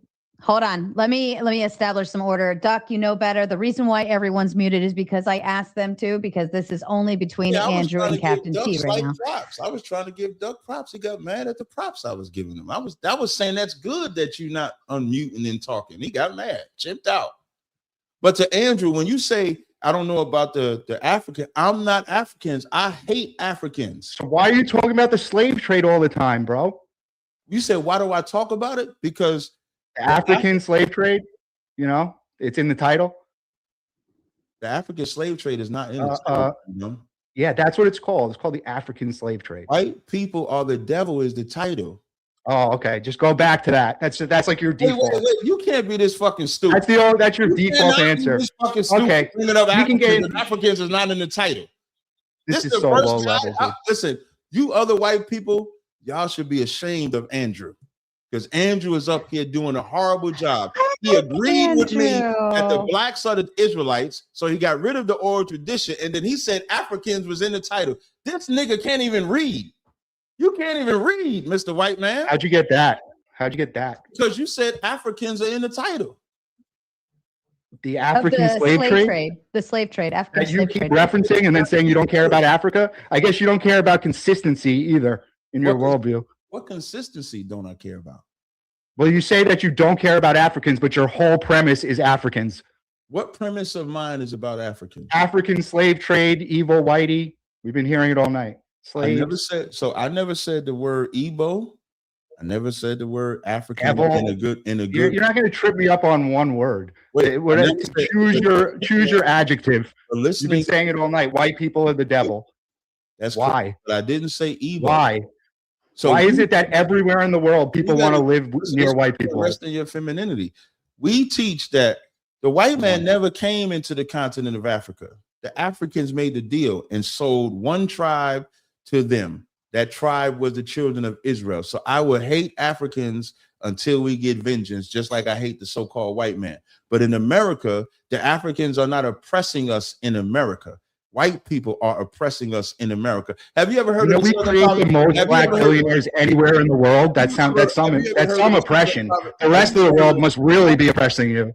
We create the most black billionaires, but we're oppressing you. Of the Southern Poverty Law Center? Have you ever heard of that? Interesting. Have you ever heard of that? So what does the rest of the world do? If we create the richest black people, what does the rest of the world do? Ever heard of that? Can you answer my question? Well, ask my question. No, because you have to compare to other things. White people are not evil if you compare it to the Arab slave trade. We're not oppressing you if you compare it to the rest of the world. We're just your oppressor. You're oppressor. You have to blame everything on us because you don't want to take responsibility, dude. It's obvious. Here's what you're nonsense what you're spewing. Here's what you're doing. You're comparing evil to evil and saying, yes, we were evil, but we were not as evil as this people. Take it off of black people. Any person or group of people that is wronged, it's always should be about them. It shouldn't be about the people that wrong them. So when you say, where's the word slave come from? Like I try to have decent conversations, and then because I can be like you and be interruptive and be ignorant. Where does the word slave come from? But if you're going to ask a question, you got to let me respond to that first before you jump to something else. That's what intelligent men do. That's why I call you a woman. I'm waiting. You're like Andrea. You're not Andrew. We're going to call you Andrea the rest of the day. The word slave comes from the word Slav. What color are the Slavic people? You can't compare evil to evil and not think about the victims of said evil. The victims of said evil are going to hate both parties. So when you bring up what the Arabs did, they're going to get the same hatred that the so-called white man did. I didn't hear you talking about them all night. White people, white people, white people. What about it?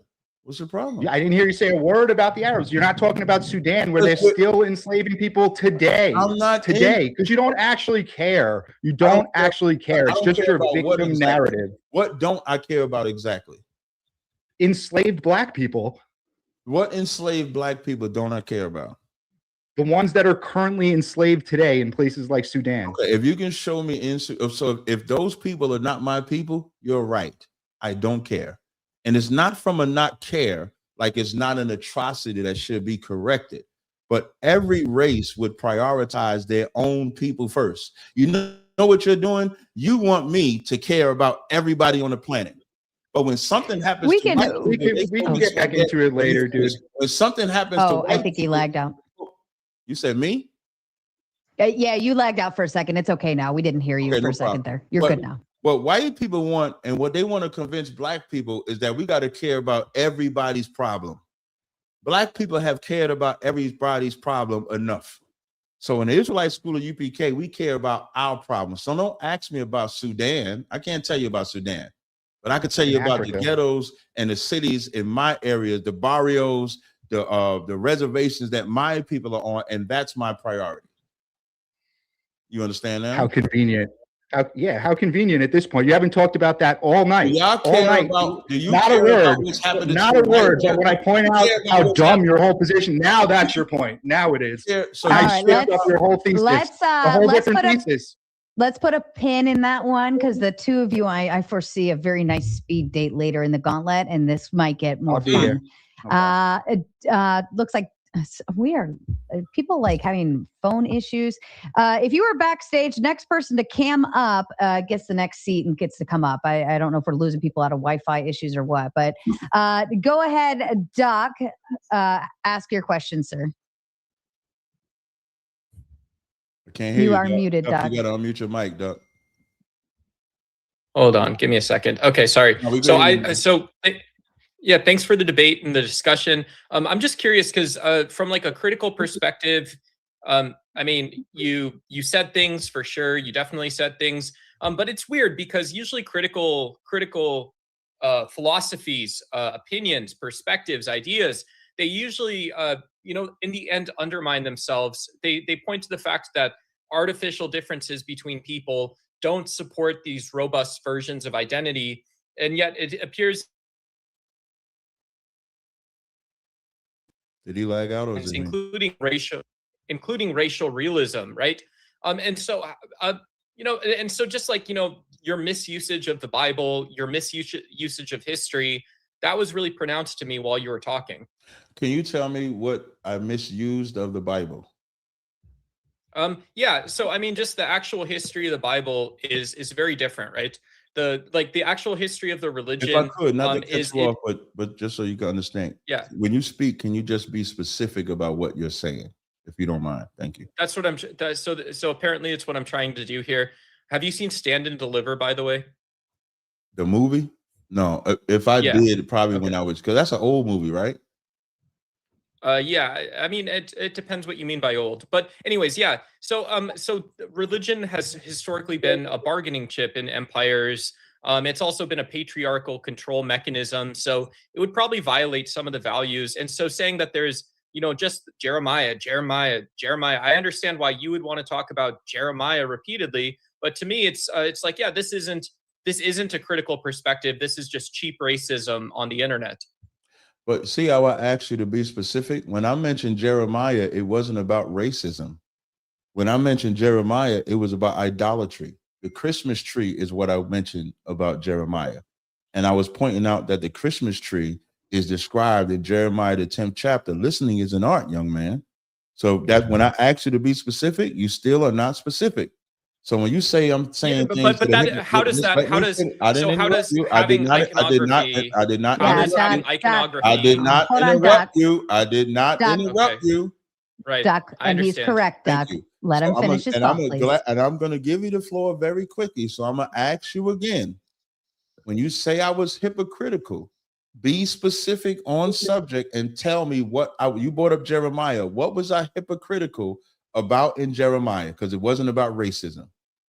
Yeah. So, I mean, this whole point that you could somehow look at a totem or an artifact and not see the irony that you're referencing a totem or an artifact, an impressa, you're referencing something that is an artifact meant to mean something to some person, to create a point about the white man, creating Santa Claus and the 12 the 12 Easter egg, dwarves to deliver presents. Okay, I get it. It's very funny, Tazaryach. However, Captain Tazaryach, right? It's very Cap funny. You can just call me Cap. That's right. Fine. Yeah.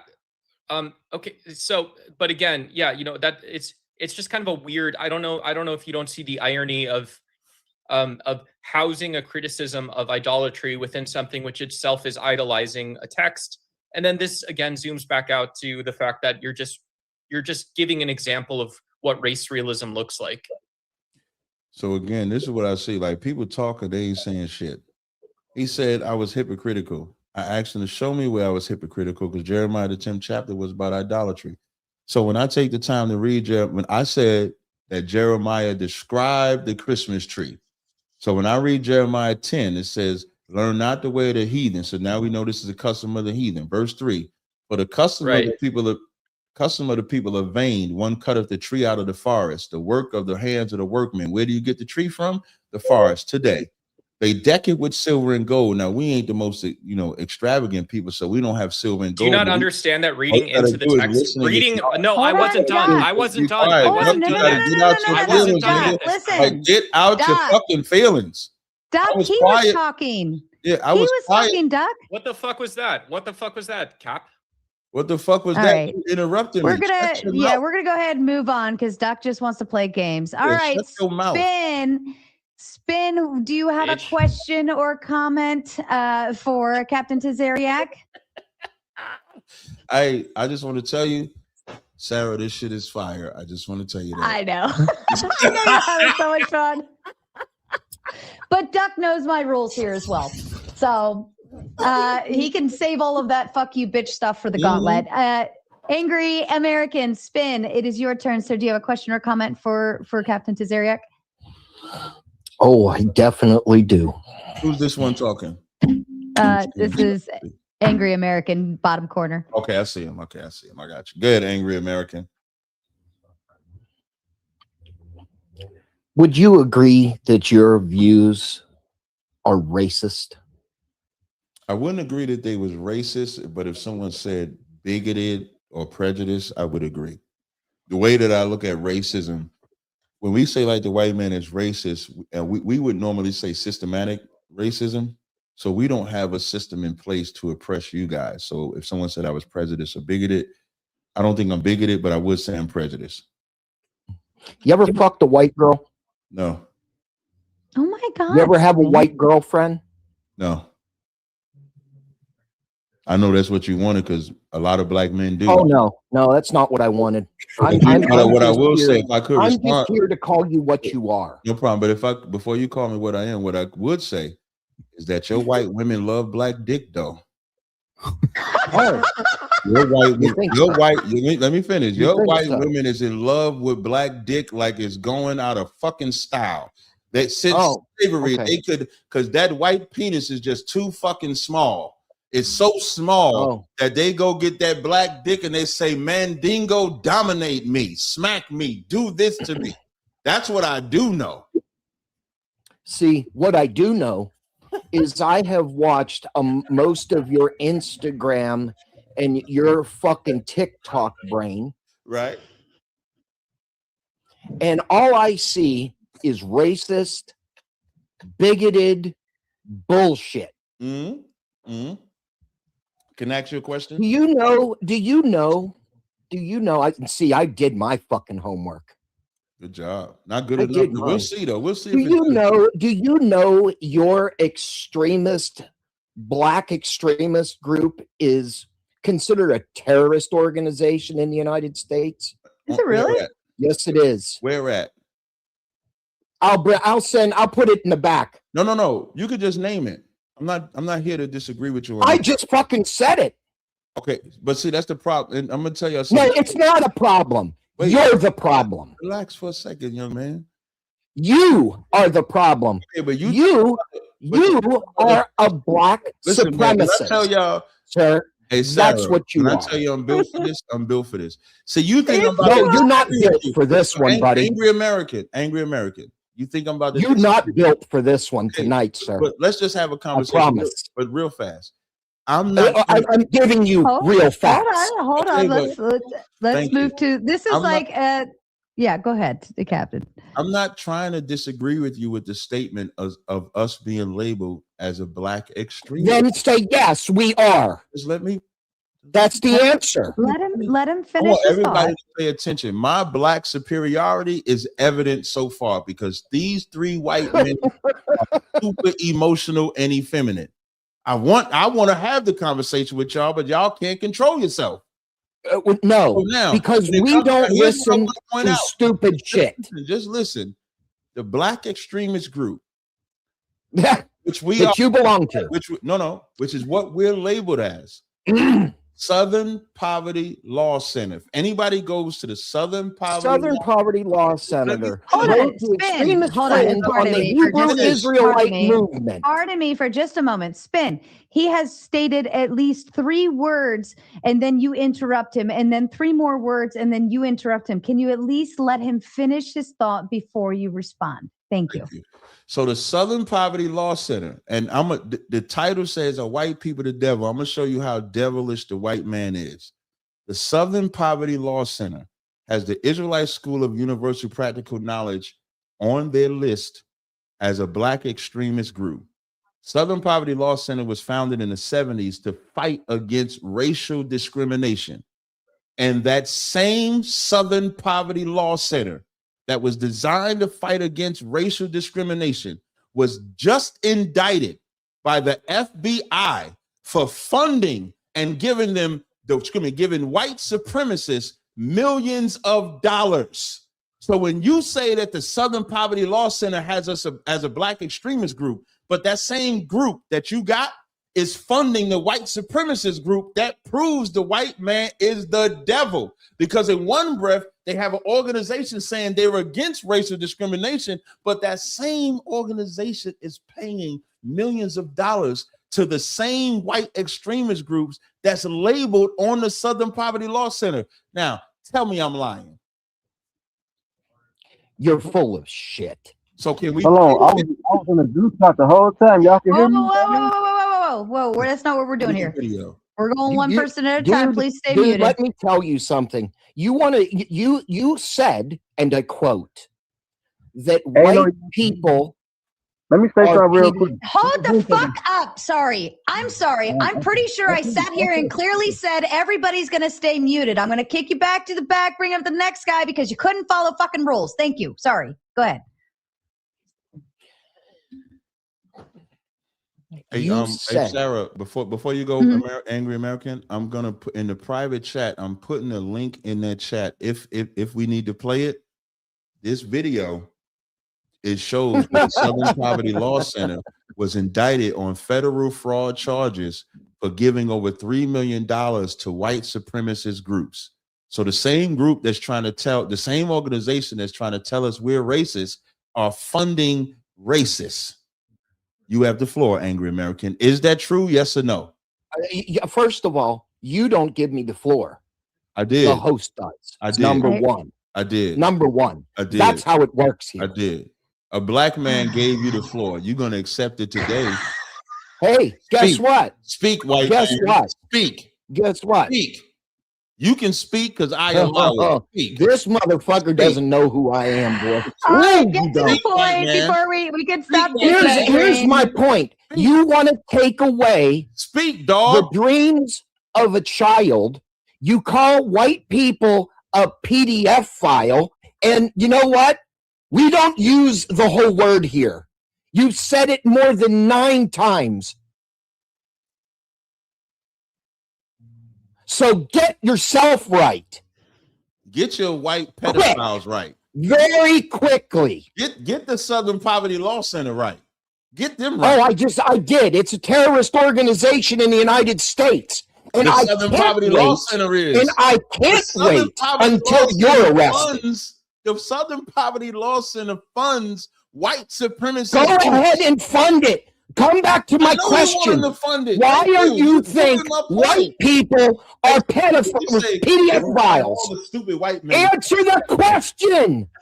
What's the question? Why do you think that most white men are PDF files. And second of all, okay, can I wait? Can I answer that oh, question? No, you're going to wait. You're going to wait. Let me answer that question first. You're going to wait. Can I answer that question first, please? Because this is how this night's going to go. Okay, let's do one point at a time, and then answer this question. Then I want you to ask. Then I want you to, after he answers, then I want you to ask your last question, and then that'll be it, and then we'll move on to LJ. Okay. I'm gonna give you a comedic answer to why I say white men are pedophiles. I don't do comedy. Stop interrupting, man. I just said a couple of words. I don't do comedy. I want an honest question. There's a movie. I'm gonna answer it honestly. There's a movie came out in the 90s. It's called. I don't give a fuck about a movie. Oh, spin. If you keep interrupting, I'll just move on. Let him answer. Yes, man. There's a movie came out in the 90s called True Lies with Arnold Schwarzenegger, Bill Pullman.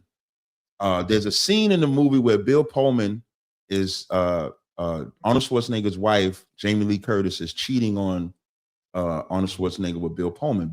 Arnold Schwarzenegger goes to the car. They're riding in the car. As they're riding in the car, Bill Pullman begins to describe Jamie Lee Curtis.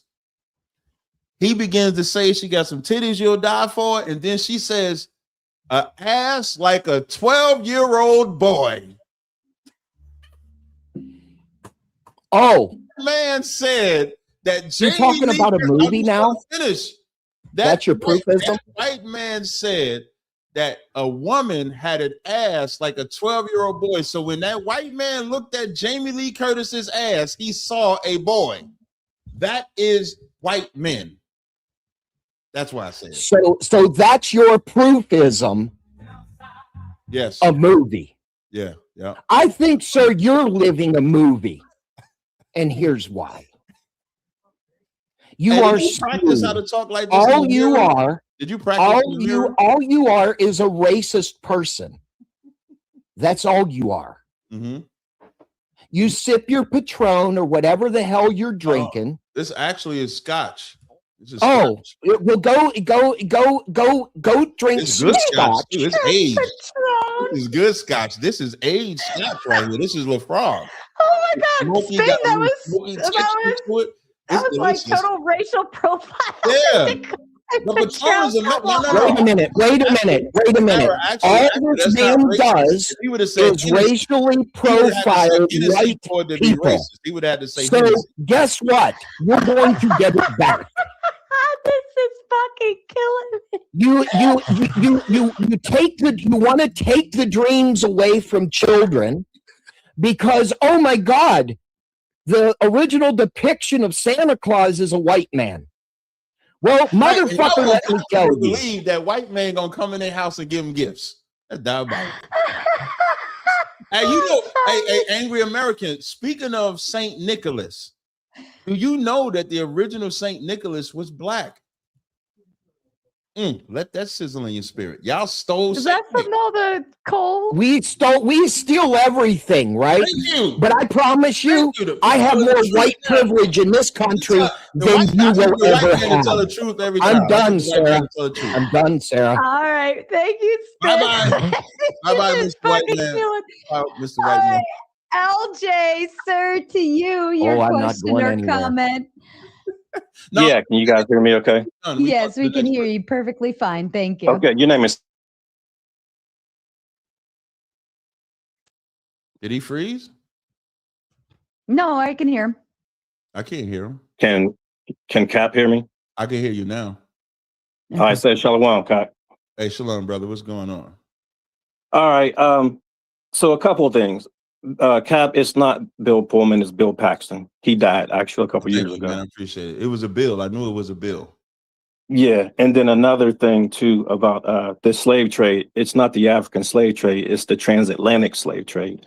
And the one that was led by the Arabs was the trans-Saharan slave trade. Sub-Saharan, which said, yeah. And the other gentleman who was speaking, he was actually correct. The Arabs, they are still doing it to this day. They have a perpetual hatred against us. Not lessening the fault of the white man, but the Arabs are still doing it in its original intensity to this day. Hey, so this is why. Do you love the Arabs? I'm sorry. Do you love the Arabs? Do I love the Arabs? No, the Arabs are. Well, hold on. Let me finish, Cap. Come on, man. You didn't like being interrupted earlier, right? So That's true. That's true. Let him get through his points, a Captain. simple question. Do I love the Arabs? No, I don't love the. Do you love the? I don't understand what you're saying. I said, I don't think that was his point. I don't think that was his point. I think he was reflecting off of what Andrew was saying earlier regarding the slave trade and kind of elaborating the clarifications on that. Yeah, well, I was clarifying what it was. Like the Arabs. See, Cap and I disagree. He doesn't recognize me right now, but we disagree on certain points. You know, like for instance, I agree that the Arabs are just as bad, if not as worse, than the white man, because the Arabs are still enslaving people to this day. To the other guy's point, and it's true. And I personally believe that the Arabs, specifically the Arabs, the Saudi Arabian Arabs, are actually from Esau, which is Edom, not all white people. See, Kat believes that all white people are Edom. I don't. I believe that the Jewish people and the Arabs are Edom because they're Shemitic. White people are not Shemitic, but Arabs are Shemitic and Jewish people are Shemitic.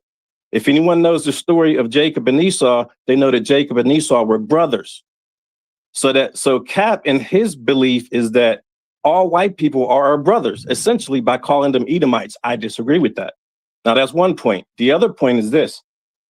When we talk about is the white man the devil, I take a different position. I'm coming from a scientific perspective. We all know scientifically, and anyone on here can verify this, Google's at everyone's fingertips. White people have greater than 3% Neanderthal DNA.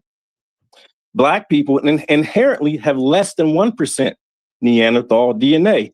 Asians have 3% Denisovan DNA. A Denisovan is just a different strain of a Neanderthal, but Black people inherently do not possess that DNA. So why am I bringing this up? If you go back to Genesis and we look at when Adam and Eve and the apple, and the Most High said to the serpent, he gave a prophecy about the head and the heel. The seed of the woman is going to crush the head of the serpent's seed. So now Genesis is telling us there's two different seeds, two different lineages in the world, and there's going to be enmity, which is hatred between those two seeds. My belief is that the Nephilim, which is the serpent seed, are the progenitors of the white race, therefore making them the seed of the devil, serpent seed, which is called a Nakash in Hebrew. Are we going to get to a question or something like that? Go ahead. I'm sorry. Go ahead. That's what I was waiting for, actually. I'm not asking you shit. Are we going to get to a question? It's like you came up here to preach your position. I don't know if you can read the room, but I'm like, what is there an actual question here? Well, actually, it was about my perspective on why they're the devil. Do you disagree that they're the devil in that respect? Disagree? Or are you saying philosophically, metaphorically? Disagree? Who's the devil? The white man. We're talking about the white. Did you hear anything I just said? This whole subject is white people are the devil. Why would I disagree with the white man being the devil? Like what no, I'm talking about from the scientific the only perspective. White guy that comes up here shows why we say the white man is the devil. He come up here to do what? Like you did this to do what? Sir, do you understand what I'm asking? I'm asking from the perspective, a scientific perspective. Do you agree? Do you agree from a scientific perspective? You're interrupting me. You asked me a question. Now I'm trying to answer it. Now you're interrupting me. Talking. Well, I think what LJ, I think what Captain is looking for is pushback, and it doesn't sound like you're necessarily. No, Sarah. I'm not looking for pushback. I'm looking for an actual question. Well, I just asked it. You ignored it. I asked it and you ignored it. If your question is, do I think so? Can I repeat the question, Cap? Yes, please. Can I repeat the question? Yes. From the perspective that I just gave, the scientific perspective, do you agree or disagree on how that they are the white man that way, philosophically, metaphorically, or scientifically? No. But I do believe that the white man is the devil. And so here's what I would say to a black man. I don't care how you got there. You believe like I believe. Whatever it took to get you there, because what you said first was you talked about how they enslaved us. So they're not the devil because of what they are genetically, metaphorically, philosophically. They're not genetic. They're not the devil because of that reason. They're the devil because of what they do with their actions. That's what anybody is the devil. A black person can be a devil by their actions. So when we say the white man is the devil, it's by his actions, not his genetic and metaphysic and physical. That's why I didn't understand what you're saying. You came up here to ask me a question of the topic that helps me, kind of. You just saying what you got up here to say is, I disagree with Cap. I still believe the white man is the devil, but here's why I think the white man is the devil as opposed to him. That's really all you did. Yeah, I'm telling you where I'm coming from a scientific perspective. Either you disagree with it or you don't. That's fine. I said I don't agree with it. I also agree that their actions dictate that they're from the lineage of evil. That's fine. But I'm also saying from a literal scientific perspective that they are too genetically. That's my point. What else is there besides this? Nothing. That was it. That's what I came up here for. Appreciate it. Fuck out. Thank you so much, LJ. You're welcome. Clay, to you, sir. I'm hoping you'll tap into the religious side of things, but I definitely can't wait to see where you go with it. Go ahead, Clay. Thank you, Sarah, for hosting the Throwdown. Thank you, Taz, for coming up and having it. Interesting points of view. So, yeah, I'm going to start out with this. Short of somebody identifying with a specific race, black or white, specifically black or white, right? Would you be able to point out whether someone is black or white? You mean like when I look at them? Sure, when you look at them, you hear them. So we don't go by like looking at somebody. We would like, for example, I usually say this very easily. Like Bob Marley looks black to most people, but he's a white man to us because his daddy's white. So we don't look at what a person looks like on the outside and say that's who you are. We look at who your father is, because when you go into the Bible, the 12 tribes of Israel come from 12 sons. And so it's patrilineal how we identify as an Israelite. It's not based on skin color. So you can look like what the world would call a white man, but you could be black. You could look like what the world would call a black man, but you could be white. Like Lenny Kravitz is that's a white man. That's not a black man. So that's how we go by. So let's say if you walked up to our camp, like I'm talking about you specifically, Clay, right? From the outside, the world would say you was a white man. Let's say if you walked up to the camp and you wanted to come to our class, we would start inquiring about your background. We wouldn't deny you off the rip. We would say, okay, what's your father? What's your grandfather? We would, check your lineage out. And if you actually are Israelite, regardless of what you look like today, that wouldn't matter. Like Drake is black to us, even though he caters more to his Jewish side. If you look at his son, I think his son looks more like what the world would call a white person. So we don't go by lookership, so to speak, to determine if you're Israelite or not. Very good. Very good. So it has absolutely nothing to do with the person's melanin. Correct. Okay, very good. So then we will get into the belief portion of it, which is that what specifically do you identify with? Are you identifying with Christianity, Hebrew? Do you believe that Christ is king? We believe that Christ is king, and we believe that it's the children of Israel. So you might, even the term Hebrew is cool, but we would say Israelites. So we believe that Christ is the king he's the king of everybody, but he came to redeem the children of Israel. So for us, you have to be an Israelite. So I wouldn't call myself a Christian. Very good. Very good. Okay. So you identify with the original nation of Israel. Correct. Yeah. Okay. I would say ethnically. That's a good way to put it. You put it perfectly. I love that. Then you would also identify, I would imagine, with the Abrahamic covenant. You would take it all the way back through Melchizedek, Noah, Adamic. Not with Noah, but with Abraham, Isaac, and Jacob, I would take it. Just to Abraham, Isaac, and Jacob. Meaning, like, because when Noah came out of the flood and the Lord made a covenant with him, I wouldn't count that, because after that you have Abraham, and then when Abraham had Ishmael got a blessing, but not the covenant. So when the Bible says, I will make my covenant with Isaac, so from a covenantal position, I would say Abraham, Isaac, and Jacob. That's what I follow right there. Okay.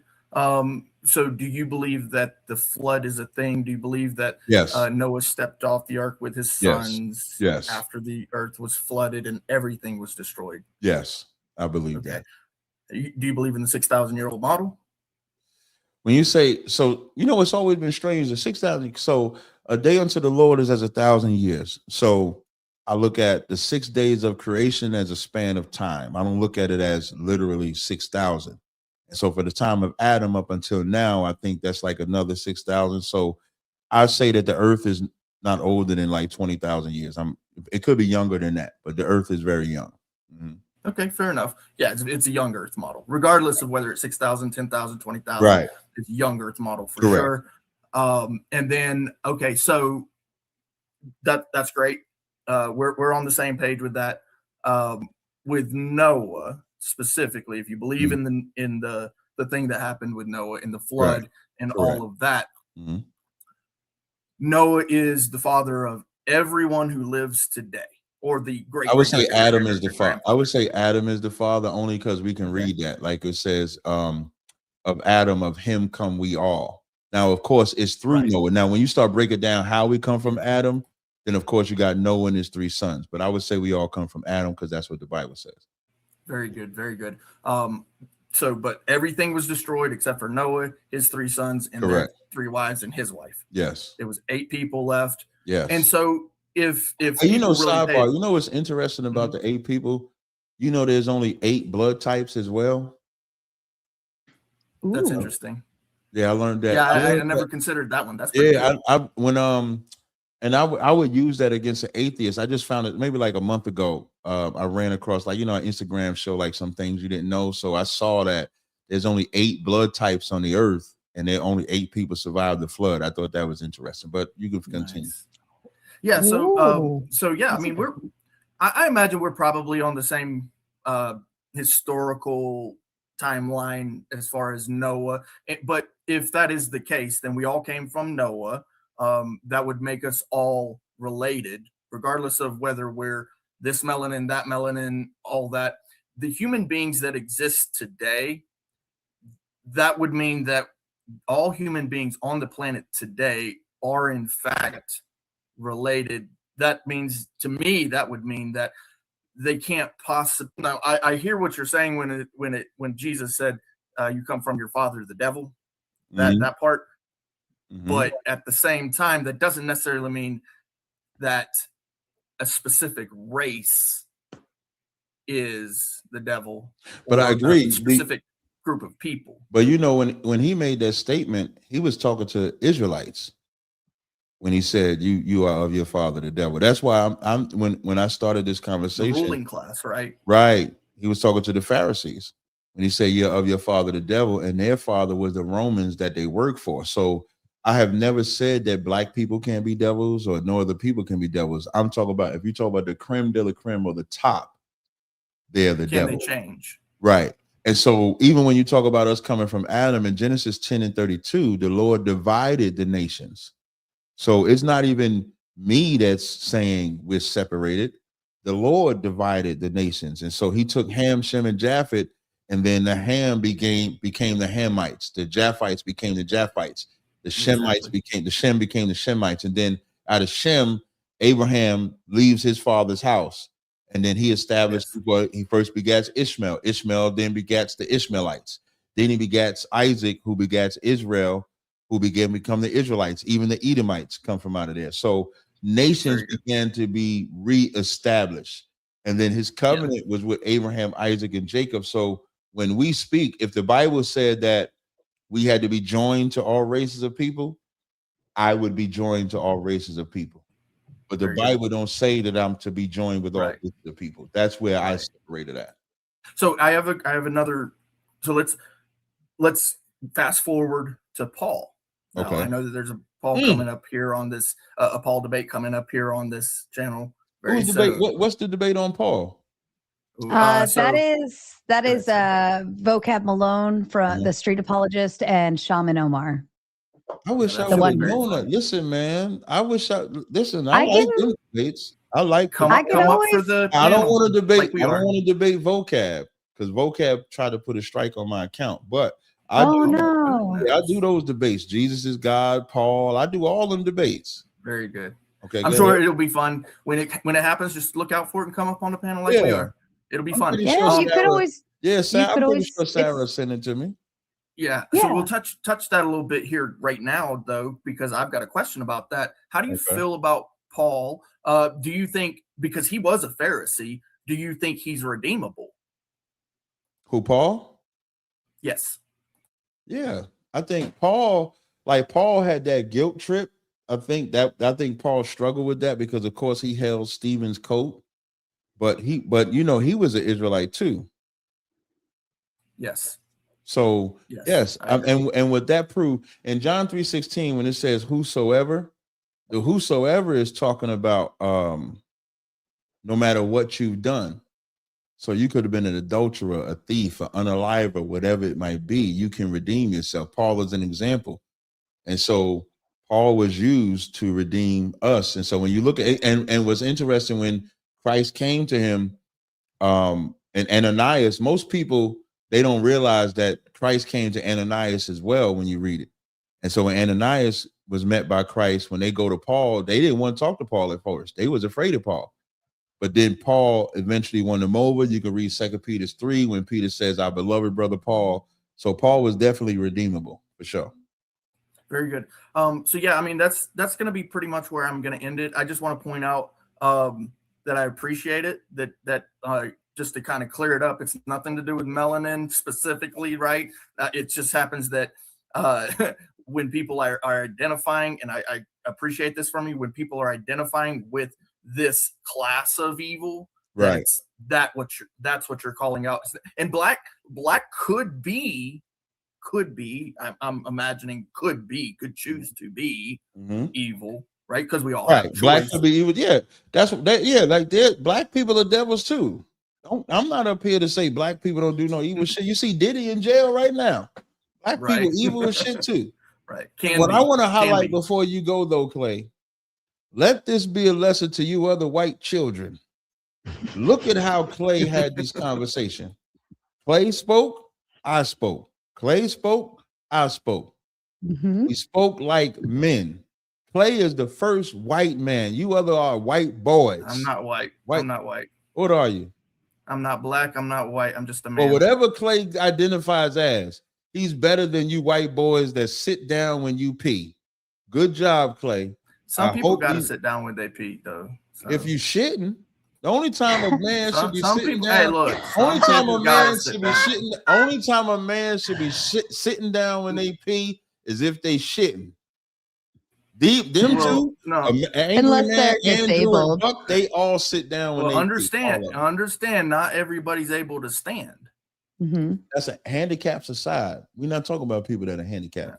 All right, understand what you're saying. But you had a good conversation, Clay. Very good.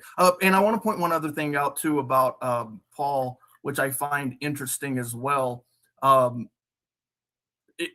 It's probably not the first time it was ever really kind of attempted within literature or legal framework, but with Philemon, that's like the first time in Christianity where within slavery it was pointed out that men should not own men as property. Facts. You know, the Bible said we steal a man, you got to be unalive for that. You ain't supposed to steal no man either. That's right. So understand that slavery was never, in my view, ever something to be upheld. Now, it was tolerated in many nations. But you know what's interesting in the Bible? So when they try to say like slavery is in the Bible, there's a difference between a servant and a slave. If you owed a debt or if you worked, you could be a servant in the Bible. That's different than a slave. Even like the rules that they have of bankruptcy and stuff like that, where you're in debt for 7 years, that comes from the Bible. Because in the Bible, if you owe that debt for 7 years, after 7 years, you would be relieved of that debt. So, and for those who serve, we appreciate you, for real. And thank you, Taz. Thank you, sir. No sweat. I appreciate it. I hate Taz, by the way, but I appreciate it. It's all right. So what would you prefer? Either you can say Cap or the latter end Yak. So Yak. People that know me, like they say Yak. Yeah, Yak is way better than Taz. Taz sounds good. I like Yak. Yeah, okay. Very good. Fair enough. Fair enough. Thank you, Clay. Clay identifies, here's what Clay identifies as a wonderful, amazing panelist here at Mater Nation. That's how he the best so far. He the only man spoke so far. Yeah, he's a regular here. He's here probably.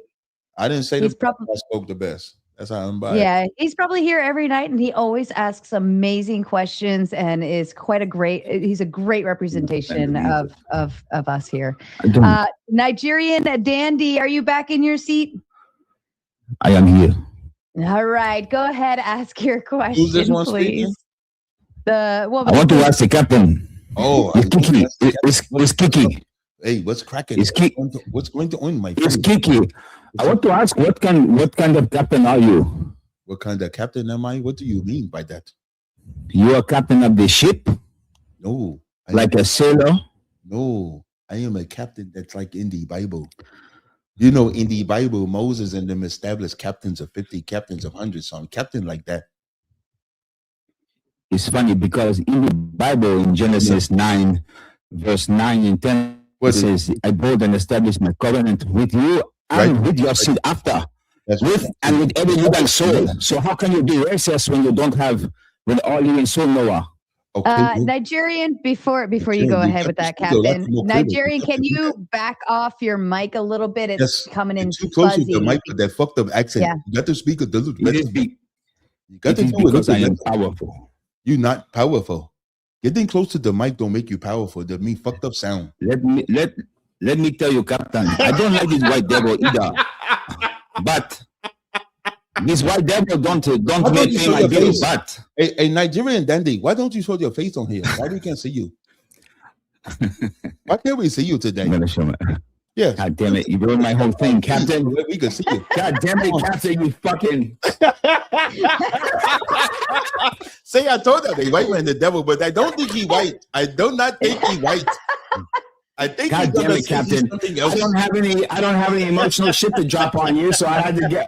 I was coming out. So I was gonna call you. I was gonna ask you about the white devil, and then I was gonna ask you if you're a Jew, and then I was gonna ask you if you were a dirty Jew. I'm the best, man. I am the best on the internet, man. I'm the best. Well, who did I just? I hope you're enjoying yourself. There's a lot of people that are fucking fuming right now. Yeah, listen. I hope the Duck left, Sarah. Duck. All right, fine. I got a question for you, Cap. Okay, what's the question? All right. So I really don't have any. Back up off the camera. Back up a little bit, man. Yeah, your mic is fuzzy. No, not. I'm talking about Carnal. Hold up. Back up a little bit. Back that face up, man. That face just blew up in my face like that, man. See, I control like the rest of y'all. Yeah, I'm sorry. But what's your question? You got a question? But you're not Nigerian, man. No, I'm not. I was. Ain't you like some made up? What's your name? Your shit. You got like some made up race, right? It's Omar, man. I know you are, but don't you got like? Hold on, Cardinal. We're one at a time right now. Don't you got like some made up race or something like that? You out here catfishing.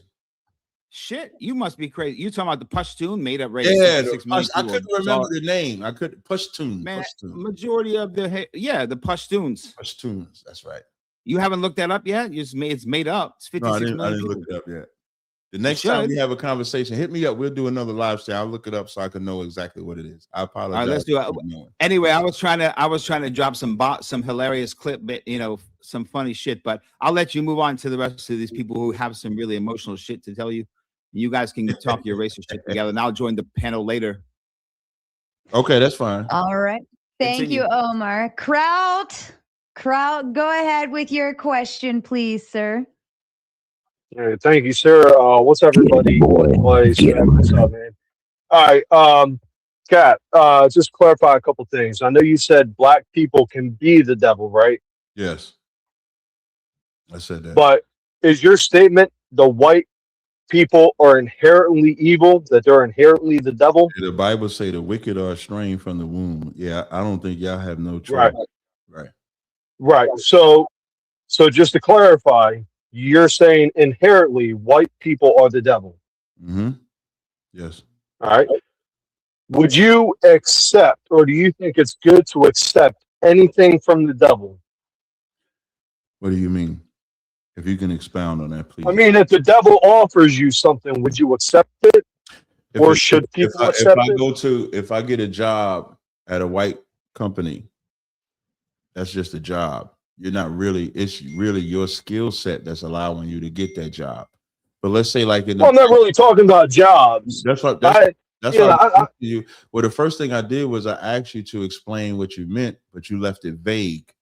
So I'm trying to give a Well, no, If a white, I mean, all right. So I'll give you my answer real quick. If the devil were to offer me anything, I would say no.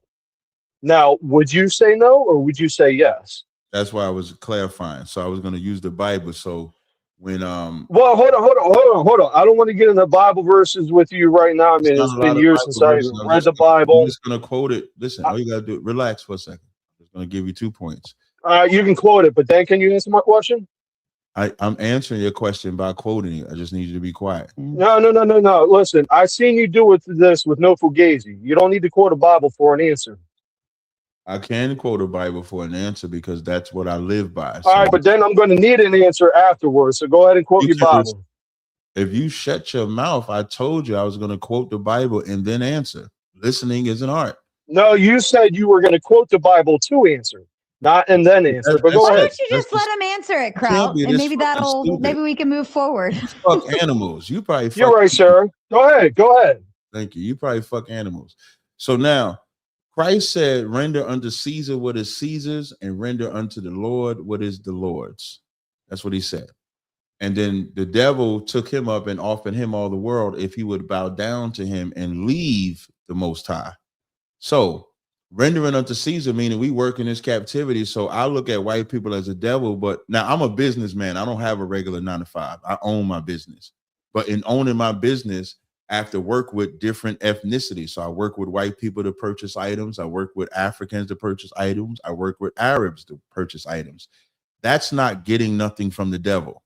What's getting something from the devil is what Christ and what that devil did to Christ. If you bow down and leave obeying God to follow me, now that's listening or getting something from the devil. So I would never do that.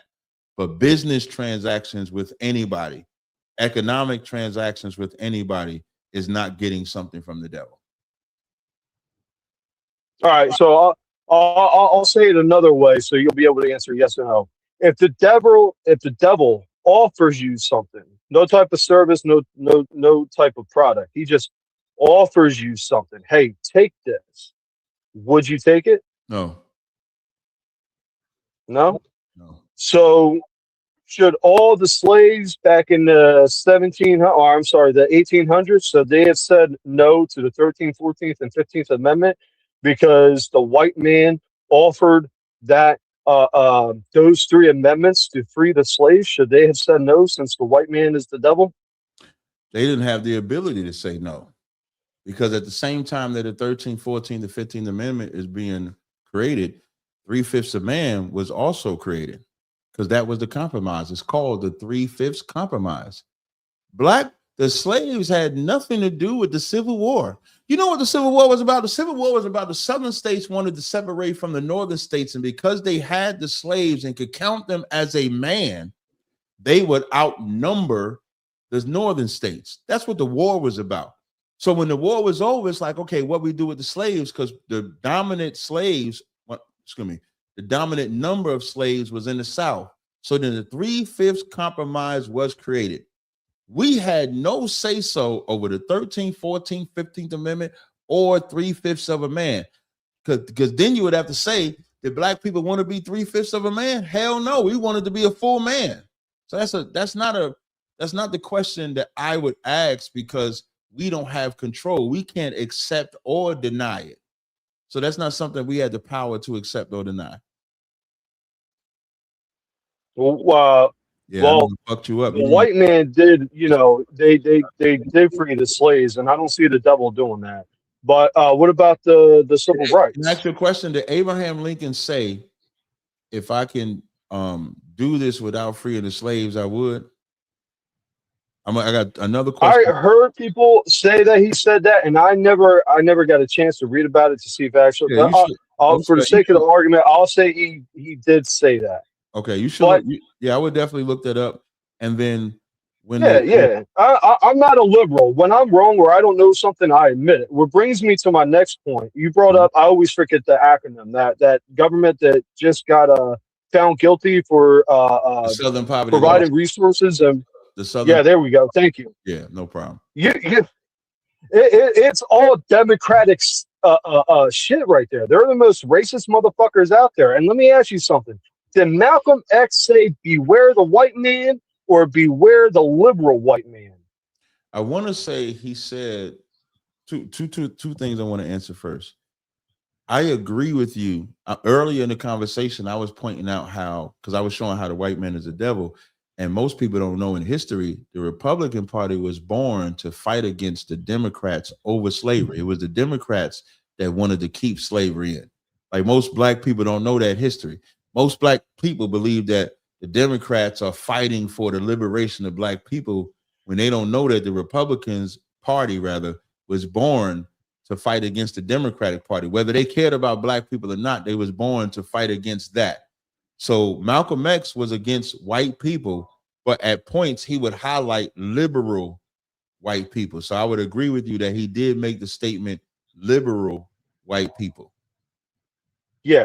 Well, yeah, you actually said a lot of correct shit on that. I'll say two things and then I'll ask my final question.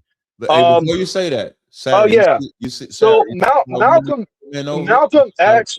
Oh, hold on. Kraut's on his phone, so he probably couldn't hear you. What's because it bounces itself out. What I was saying, Sarah, my fault. In a couple of weeks, I'm gonna give me a laptop. I know. Hold on, Kraut. What's that, Captain? What I was saying, Sarah, you see how when these white people over, they don't really be mad. Well, no, you know, I'm being cordial. Without powers, goodbye. So Malcolm X really wasn't against white people. He was just pro-black, and there is a difference. And the only other person I know, and I really hate to fucking use him because of what he got arrested for, Bill Cosby. He wasn't racist towards white people. He was just pro-black, and there's a huge difference. Like Malcolm X doesn't have ill will, or he didn't have ill will towards white people. He just wanted the black community to fucking strive. But again, that brings me to a point where he did say, beware the white liberal man. Now, I know he's Muslim, and I don't know as far as how Israelites translate to Muslim or how they're connected, if they're connected at all. I'm pretty sure there is some minute connection there, correct? What, with Malcolm to Islam? No, Muslim and Israelites. Are they connected in some way, somehow? No, well, see, Muslims is different because the NOI or the Malcolm X type of Islam is different than the Arabic Islam. But Malcolm would say that Arabic Islam, right? Yes, but Malcolm would say like we were the Israelites. Farrakhan would say we the Israelites. So he would say we the Israelites. So there's a connection as far as I would say that the black Muslims over here are Israelites. But as far as a connection in belief, no, not connection in belief. Okay. Connection in. Now I got one. Last right. one. I got they one keep last saying question, one more. yeah. Last one.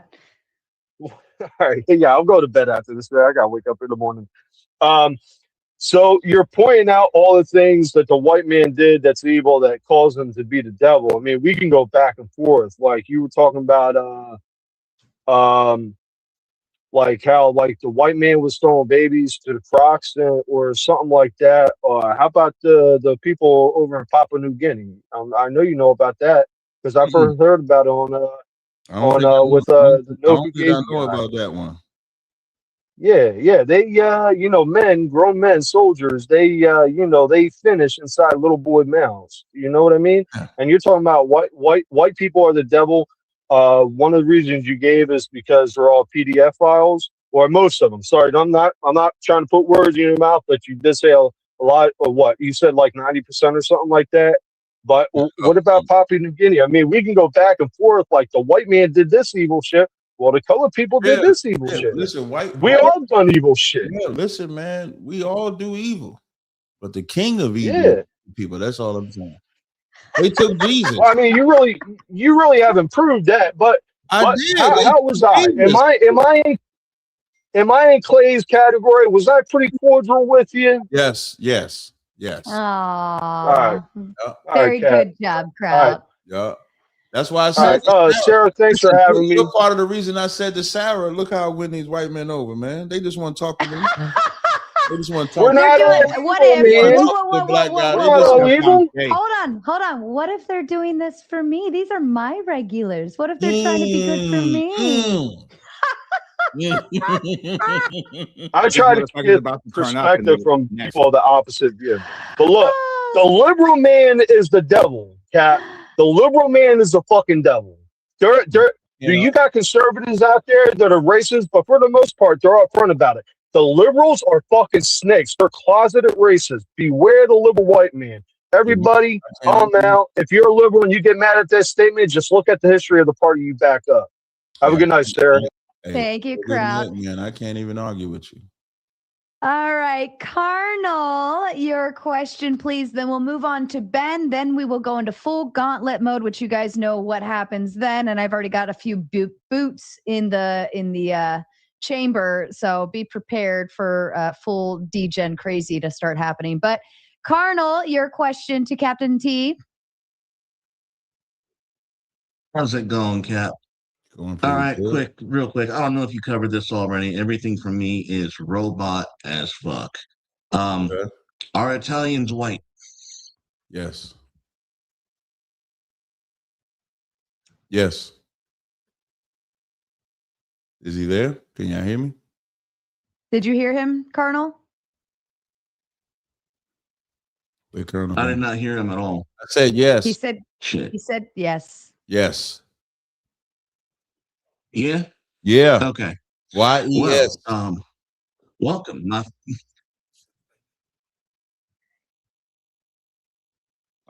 Cardinal, I think you have a Fair lag. Cardinal, I think you have a I'm lag. sorry, Why don't you go out and come back in, okay? I'm going to boot you. Go ahead and go out and come back in, because there's a very clear lag going on, all right? Okay. All right, let me go ahead and hand it to Ben. Ben, your final question, and then we'll go into full gauntlet mode. I've got some super chats to read. Yep. Ben, listen, I go ahead. survived so far. It's 11:49. I survived.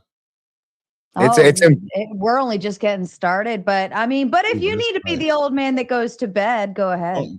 Don't see that right there. That was enticement right there. That was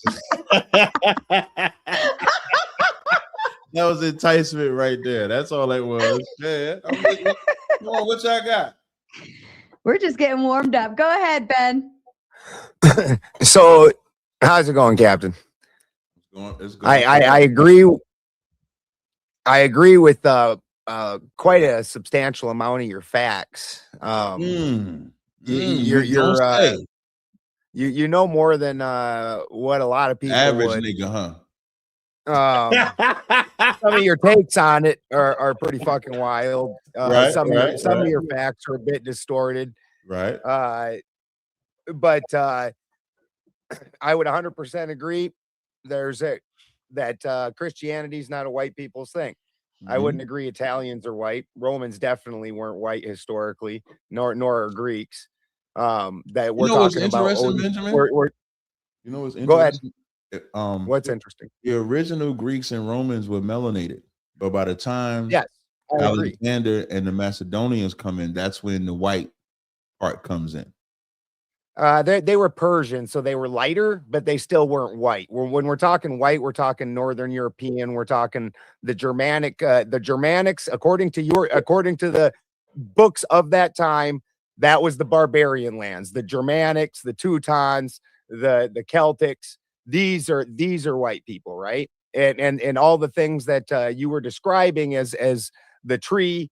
Absolutely. That's a heathen holiday. That's Germanic. I can tell you all the reasons that all those things happen, the spirituality behind it. I 100% agree. Now, with that said, obviously I'm not a Christian. Your God's not my God. And definitely I don't find your God to be superior in any way. I find him to be kind of a nasty little desert God. So one of the things that is in the books, the things that the demons or the bad people are teaching is mathematics, chemistry, woodworking, all the higher intelligent arts. That's what the bad people do in your book, and in mine, Odin, he's the god of knowledge, and he definitely seeks all those things, and his followers definitely seek all those things. So I really don't have a problem with your story. Right. So you believe in like Thor with the hammer. Yeah, Thor, yeah. Okay. Odin's the head god, but Thor Halloween come from y'all people. Samhain. So that's where you were kind of getting it mixed up. So the trick or treat, it's not for demons. We don't have demons. It's the trick. The trick is a song or a poem, and in exchange for a treat. So that's so the trick is actually just you are performing a trick. Okay. And it's not the night of demons, it's the night of ancestors where the veil is thinnest. And the people that have died that year, this is where the kind of the bad connotation in the Christian mind comes from, is that's the night of the great hunt, where Odin and some of the other northern gods go around and collect up the souls from that year and take them back to their place, because they just haven't quite been sorted out yet. And so you don't want to be mistaken for one of those, right? And if you're one of those, what would happen to one of those? They just get sorted into their place. So they're just souls that have recently died in between seasons. And so they need to go to their final. As a heathen, we don't have the heaven and hell dichotomy. I call it Valhalla, right? Valhalla. Well, Valhalla is specifically where warriors that are such mad beasts that they love fighting and also are going to go fight a fight that they know that they are going to lose. Because the last battle, Odin knows he's going to die. He knows that there's no winning that fight. So You have to Valhalla still is like where they're going to go fight to lose? Yes. Okay. But And this so there's idea other that they can places fight like is what they care about. the people in Valhalla. So there's other places, like there's Folkvanger is where farmers go.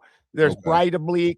There's numerous places. So you, depending on who you are in this life, depends on which afterlife you're going to go to. That one's for a very specific people. Okay, gotcha. I understand. So all around, I don't disagree with a lot of what you say. Although, like I said, your takes on it. Looking at the PDF file to statistics, though, it appears, according to the Sexual Abuse Offenders Registry and from the United States Sentencing Commission, that white people make up about 57.4, which is actually underrepresented for the per capita number of white people. On the flip side, 16.1% were black, which is actually overrepresented for the number of black people per capita. 12.1% Native, 11.8 Hispanic, 2.5 other races. But what am I answering? Well, how do you rectify I that? said 57% was white people, and you're saying that was incorrect? No, I'm saying yes, 57%, 57.5% of is white. I agree with this. That's underrepresenting what white people are per capita. So this is all per capita information. So 16.1% are black, which is an overrepresentation per capita, meaning more than 1% of PDF file activity is coming out of that sector than there are people. You know, it's and there's actually less for white. You know, it's crazy when you say that. Who's the most exonerated people for crimes they didn't commit? Well, but that's violent crimes, and I definitely don't disagree. Yeah, I would say that there's, even though, so like with the stats, because the stats just represent arrests, not convictions, and so with that, no, that was from the convictions center. I named it before you. Okay, before no, I started. I appreciate it. So I would still say if they would lie on that, I would think they would just lie, period, when it comes to arresting a black man for any crime. But the exonerated, which I will agree, disproportionately black men in the violent crime sector are exonerated. I think black men comparative to other races. I think 100% dishonest, because not you dishonest. I'm only talking about the numbers, not you at all. I think that black people are arrested at a false rate, way higher. Like in New York, they had a term called stop and frisk. There's a young man. I'll highlight this one. Terry stop and frisk because the law was based. And you know, stop and frisk made laws based on it. Yeah, stop and frisk actually existed since the 70s, so it wasn't like a new thing. But when I think in like 70, 72, something like that is when it started in the New York area, and then in Rudy Giuliani's reign of mayor is when they started targeting blacks and Latinos. And so now they was arresting them for a lot of false accusations. They arrested a brother by the name of Khalid Browder, put him in solitary confinement. He ends up hanging himself. So I would disagree. So I would agree that the exonerations may be for violent crimes, but I would disagree that it was only us being arrested falsely for violent crimes. I would say we were arrested for a lot of things that we didn't actually commit. I would not disagree that of the false arrests, the black people per capita take up disproportionately more, and that is almost entirely based off of corruption in whatever department, and it's usually small areas that it's small areas that account for almost all of that, and it's coming out of corrupt departments. I don't deny any of that.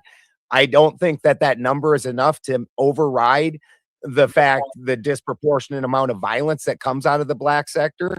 They would still hold by far and away more violent crimes per capita than anybody else, and more theft crimes per capita than anybody else. Like I said, for white people, industry is a key. We build everything. We leave nothing but industry behind us, roads, houses, the whole nine. And according to the Bible, that was the devil's work. So I mean, I'm with you on we're probably the devil. Then we brought industry free. We freed the slaves. I agree with that too. And you know, it's interesting. I think even the point of crime, right, when they break it down by race, even that's devilish. Because if at the surface level it's just supposed to be about crime, it should just say this crime is being committed in America. When they create, because there's no such thing as black on black crime, white on white crime, Hispanic on Hispanic crime. It don't exist. Because when you commit crime, you're committing crime based on your area. So when black people commit crime against black people, it's not because they're black. When white people commit crime against white people, it's not because they're white. We just live in a general area against each other. I would agree. I would agree. It's usually because that's the people they it's live around. environmental. The only thing that you would argue is like when you see crimes where black versus a white or white versus a black, most of the time it's racial because we don't interact with each other in that from an environmental perspective.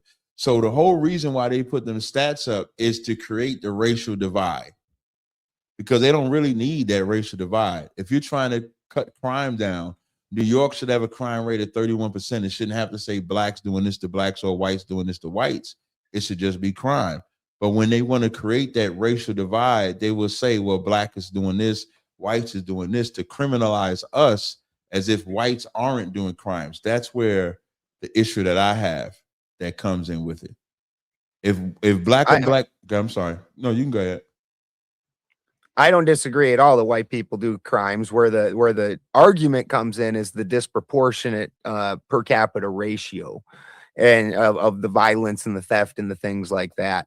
I'm also a person that I would say that I find those things to be more poverty driven than anything else. Yeah, oppression plays a large part in that. That's one of the statistics that they don't so much single out. That no matter whether it's white or black, you're going to find the majority of crime in poverty-stricken areas. That's just the way it works. That's right. And so obviously with that, a disproportionate per capita percentage of the black community is poor. So you would expect to per capita see more crimes because crimes happen in poor areas. That's just how that tracks. Facts. You know. All right. We are going to go ahead into gauntlet mode. Captain, you're not ready to go yet, are you? What's the gauntlet mode? That's where they get that's where it's Royal Rumble, WWF, Bloodsport. Yep. Let's see how far this goes. I'll let y'all know how much time I got. This is where we're going to go into full open floor, open fun. We can have some let's see what y'all gonna do. Yeah, you're gonna have some fun. I don't think they're ready for me though. Oh, I don't know. We've been prepping them all week for this, so they're fully ready. But allow me to read through some super chats if you don't mind. Number one, Iotin sent $30 over on the Buy Me a Coffee app, and she said, "Let's get the gauntlet open." Yes, you guys have paid and then some for the gauntlet tonight, so you are all gonna be happy campers. Tom Carpenter sends the big $200 over on the Cash App. And he says, "You are a beautiful white angel." Thank you so much. I don't mind if I do. And then he also sends another 200 and says, "Family fun time if you can this weekend." Because we've been streaming all week. We've had a crazy one, and I'm going to enjoy my weekend off. So shout out to you, Mr. Tom Carpenter. Fourth Wiseman says, "You are a fool, Captain. I'm not from the penal I think he means penal, but he couldn't use it for some penal reason. colony. But it says Okay. penal. Okay. I thought it was just me. I thought it was just me. Offspring, but we did I'm going to oversee. assume that was autocorrect. I think so Is the too. Wiseman white or black? Yeah, I just know he's from Australia. He probably white criminal. Fair enough. But we did oversee the prisoners in Tasmania. Fact. And of course, Tom Carpenter, shout out to you, Baldy Balderson, says, "You're too happy over here, Baldy." Yeah, you've been cracking up all night along with me. And also, Fourth Wiseman sending love over there for Mr. Balderson on his show. 10 Benjamin Balderson memberships. Shout out to you, all of you lucky lottery winners over there. Iotin Thank says, you so much, guys. I'm 3 minutes behind, but protection for Duck and protection for Dragon. Duck left, but if Dragon Fist, Andrew wants to take the 10-minute protection, I'll leave it to him. Iotin also throws in another 10 just because she loves us over here at Mater Nation, and as does Texas Bully Mom. Shout out to all of you lovely Maters. Carpenter Tom Carpenter sends in 10 Raging Tomato memberships. If you are a lucky lottery winner, be sure to throw tomatoes in the chat for Tom Carpenter. Also, if you know where you're going, head over to the Gauntlet now. Otherwise, I'm going to shut down on the Raging Tomato side on YouTube, and I will redirect you over there directly. But yes, we are heading over to the Gauntlet, and we will shut down on Raging Tomato side. Zippy with the Big 10 says, "Andrew has and will continue to prove his point and make a fool out of Captain." Andrew, any thoughts to that, sir? That came in on your side, I believe. One super chat in here. Thank you so much, Zippy. I haven't seen her in a minute. I don't know if she's still here, but you're going to see more of that in a second with Captain. Oh, Captain, what say you? I didn't even hear what he said. What did he lie about? what did he lie about today? What did he lie about? Zippy comes with the Big 5, says, "Spin is angry." Haha, killing it, Spin. Yes, I'm excited to see what Spin has for us tonight. Fourth Wiseman says, "Stop crying, Captain. Hear the white devil coin not going to you." Aw. Aw. I'm sure you're getting donos. Only people cried on here is white people. America cried. The other dude at the top cried. Other dude cried. Y'all only ones crying. The last two white people saved y'all because y'all been just some emotional white men. Fair enough. Fair enough. This is a big boot with everyone's foot in it, Captain Tazaryach. Get the fuck out. To be fair, I'm the only white man in the panel that follows white gods. So fair enough. That's a fact. That's that. You the only Balderson should be the most gods. Good point. Correct. Aggro with the big 2. Oh my God, what did I walk into? I don't know, but it's been fun tonight. Fourth Wiseman says this is a white coin, not. Oh my God, Fourth. This is a white coin, not a black coin. Where's your black monastery system, Captain Tazaryach Crickets? You get nada and cease using the white social system. I've never seen Fourth Wiseman get this worked He up mad. before. That's because that guy usually drops like very intellectual statements. I know. Oh my God. He did that because he spelled that word wrong.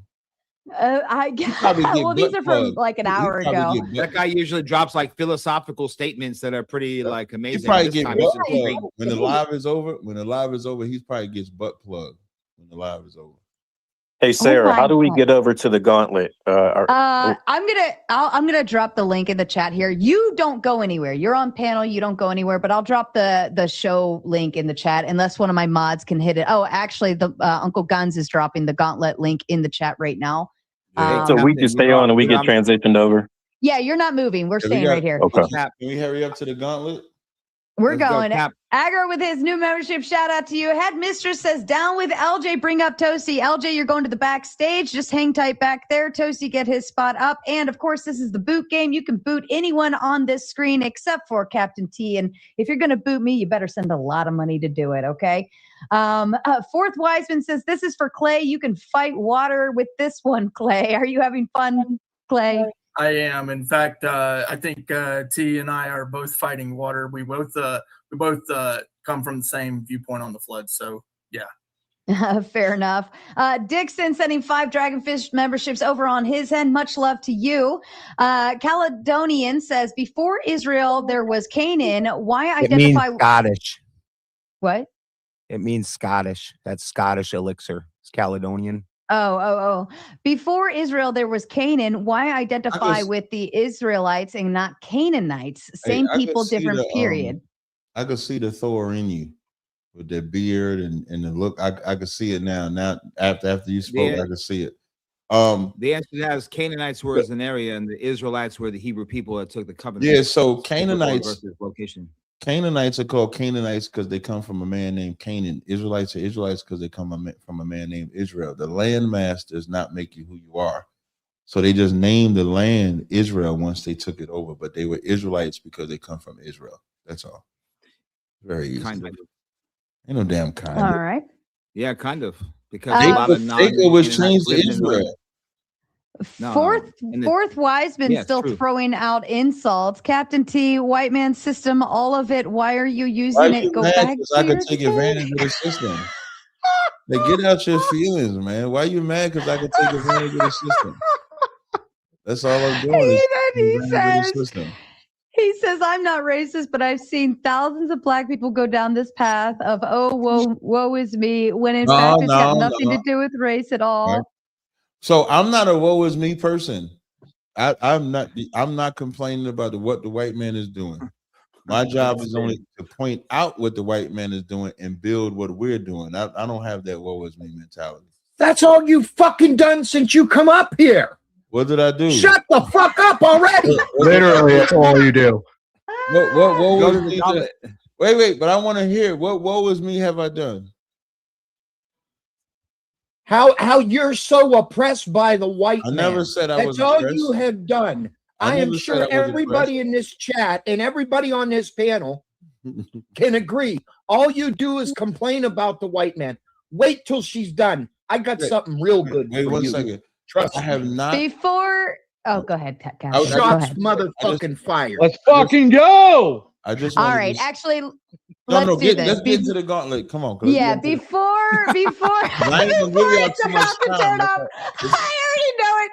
I am officially shutting down over on the Raging Tomato side. If you're watching on YouTube, Raging Tomato, Twitch, Twitter, Insta, whatever, Kick, whatever other thing, we are directing over to the Gauntlet on YouTube. That is at the Gauntlet Debate. Head over there. It will redirect, or Uncle Guns is so kindly dropping the link in the chat. We'll catch you over on the other side. Thank you. And there are several reasons we do it this way, but yes.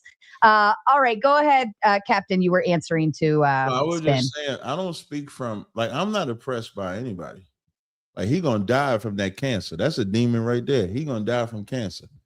You know, I think just because I want to chime in. Wait, I'm gonna chime in. Hold on one second. Well, you say we Motherfucker, you're on the gauntlet now. Why you ain't gonna probably get the Mary Mansion. But let's at least still one at a time. Thank you. It is still one at a time. I think I was. Go ahead, Clay.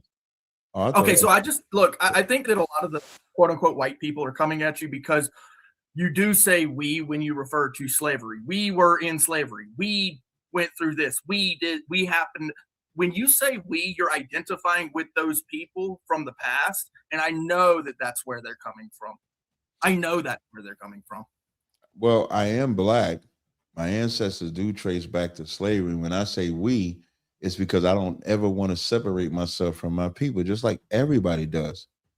When y'all celebrate the 250th year of your independence, you're going to say we. You're going to say things. You're going to remember that history.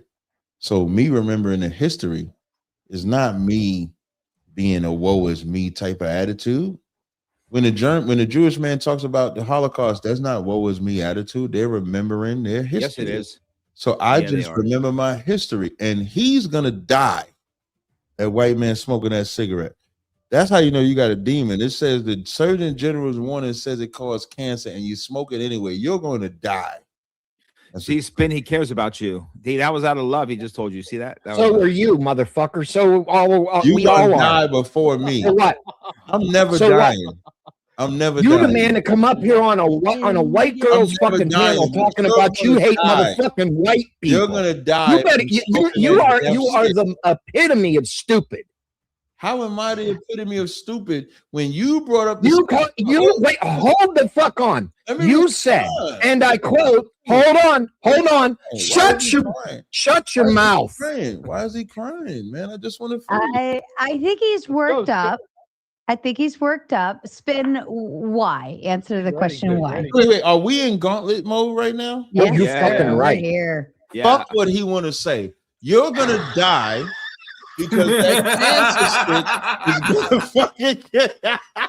Hey, I told you this was gonna be the shit. Cap, I told you. I told you this is the place. Tell me You got it, bro. I told you what this I is the place. understand about gauntlet mode, there ain't no rules, so I don't have to have no Exactly. Well, Do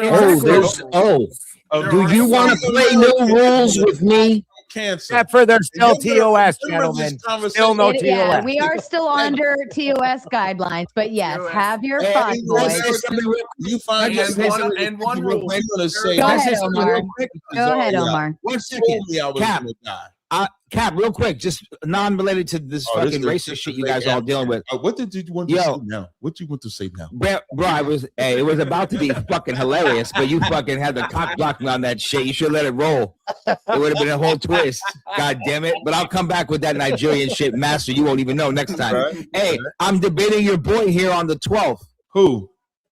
Vocab, your Vocab. fucking your best friend. That's We did. We told him earlier while you were. I stepping know. away I'm getting your joking. I'm food. joking. But I'm joking. Just for the record, I don't hate him. Like I don't have no I know personal you're. hatred like that. Like I've No, it's an ideological difference. Yeah, I've conversated with vocab before, so I don't have that. I know. It ain't like that. You know. He's gonna get fucking burned up here on the 12th from the Trinity. You better. Come on.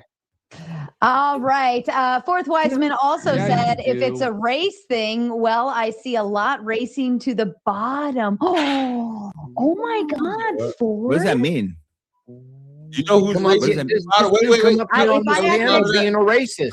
Well, you're about to see real racism now. I'm gonna tell you how y'all racist. You show us angry. You know why they changed the law on abortion? Because white You're bitches is fucking killing right, their I'm going babies left and right. The only one going to the bottom is the white race. Y'all about to be eradicated. That's why they changing the rules on abortion. Why did When black they women first, fall when for they it? first let the rules of abortion fly, because they wanted black people to abort their babies, and then y'all dropped to. So why did under black 50%. women fall Just for wanna it? Finish. Why Y'all, did black women fall y'all for dropped it? to under 50%. So in 2026, So white people are smart enough not to kill Hold their on, Clay. babies. Hold on. My rules, pardon me for just a moment, Captain T.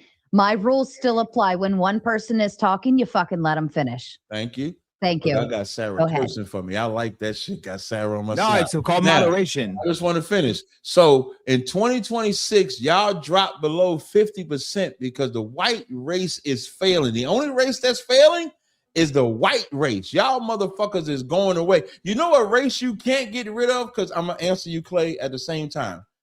Black women have aborted their babies. I hate it. The number one killer of black people is abortion. But even with the abortion, you can't get rid of black people. But y'all motherfuckers is dying. Y'all are in a state of emergency. Y'all mad at y'all white women because they love black dick. They love black dick, Latino dick. They love every dick but yours. That's what they love. It's because you people can't keep your dick in your fucking pants. Women have fell out of love of white dick. And they love that black dick, that Latino dick. They love any dick but white dick. That's what they love. And y'all white women are losing Bro, your that is fucking not what I mind. hear from these women. That is not at all what I hear from these Shout out women. to Neon for saying I like Hey, Sarah. turtles. Sarah, am I lying? Am I lying? I disagree. Hey, y'all on Sarah's side, and y'all laid it out on the table. Wait. Strongly On disagree. Sarah's audience and my audience. Put a 10 in the chat if you agree that Sarah was telling the truth. Put a 5 in the chat if you think Sarah was lying. Well, Now, I think my dating history would be the example, right? Like, all you gotta do is just put in the chat. Do I got you? Yeah. Let me make sure I got you. Here's what I will say, Captain, is that women prefer men that are more outgoing, are more take charges type. And there's a substantial portion of Christian weak So white far, men it's 50-50, who should have paid. You're saying that women like to dance? Is that what you're saying? And in the Christian community, I find there to be a lot of very weak men. It's they need to come back to the All Father. They need to get back in touch with their actual roots and let the desert people have their thing. Aha, shaman. There's no deserts in Afghanistan, motherfuckers. Are you sure you're not? all right. Husky says, can the D-Gen games begin? Please boot Whitney, Wisconsin looking ass. And that also brings up Husky himself. Let's get a Stewie on board. The Thunder from Down Under. Shout out to This you. guy's gonna Husky, my boy. Husky's about to prove. Yo, Husky's about to prove Captain Tazaryach's whole point. Chewy. This is gonna prove Captain Tazaryach's whole point. Don't do that shit. Hold on. We're going full D-Gen mode. We must bless every gauntlet with a shoey. Go get your shoey, Husky. Why did you not already have one in the chamber? This Tom act is- Carpenter gifting out 20 gauntlet memberships. my Shout boy, out my to you, sir. My kind Mater Nation rock star in the chat, along with Fourth Wiseman. He's our rock star too. We love all of them. And he even asked, Kickables, Sarah. Listen, you can kick anyone off the panel except for Captain T. And if you want to kick me, it's going to take a lot of incentivization to boot me. All right. Okay. And backstage, I've still got Brian Fox, Salty Santa. I think Santa is insulted. How dare you shit on Christmas? But he's hanging out backstage. LJ's still hanging out backstage. Not Voltaire's back there. And for the win is back there hanging out too. So there you go. Hey, Sarah, you know that what Husky's about to do. Hey, you know what Husky's about to do on this stage is going to literally prove everything Captain Tazaryach's been saying for the past 2.5 look like hours, he right? drank all the vodka in the world. No, you're about to see it, dude. There you go. It doesn't fucking prove shit because Mr. Captain K's too much over here. Yeah, Fucking has already said everything about anyway. Drunk white man right here, y'all. This is drunk white man. I'm not drunk yet. Yeah. He's our Maybe later. resident D-Gen. Proud. What is D-Gen? What is that? Degenerate. About to find out. About to find out. You have sex with your sister? Nasty boot. Ew. He drinking out of the shoe. That's his White work, man, dude. listen, man. You know, white people don't wash. You know, they wash like you got some people say they don't How wash. would you know? You take showers with them? Well, no. I listen to them say Said, they I don't done seen that shower. white man's naked. Maybe they're lying. How can you trust the white devil? But maybe they're lying to you. They ain't washing about their hygiene. Them motherfuckers. So since we're on the Hold on. I want to bring it over. Ant was waiting backstage very, very, very patiently. Ant, why don't you kick us off? Did you have a question for T? And maybe that can move us back into the topic. Okay. Yeah. Thanks, Sarah. Also, thank you, Captain Tazaryach. Right. I'm sorry. Mm-hmm. So, you know a lot more about this than I do. You're clearly well read, and I'm hoping you could just clear up one thing for me. Can you walk me through the historical chain that connects the ancient tribes directly to the transatlantic slave trade? Gotcha. So when Christ was crucified, you had the disciples that went and taught the children of Israel. In 70 AD, Jerusalem fell. Two things happened.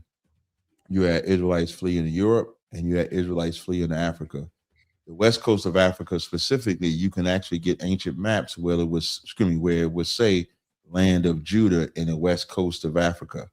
So when the so-called white man came in and was looking for slaves, the African tribes sold the Israelites into America. In the Bible, Deuteronomy 28:60, it says, "Know that ye shall be brought into Egypt again with ships, and there ye shall be sold for bondmen and bondwomen, and no man shall redeem you. We have not been redeemed since we've been in this captivity in America.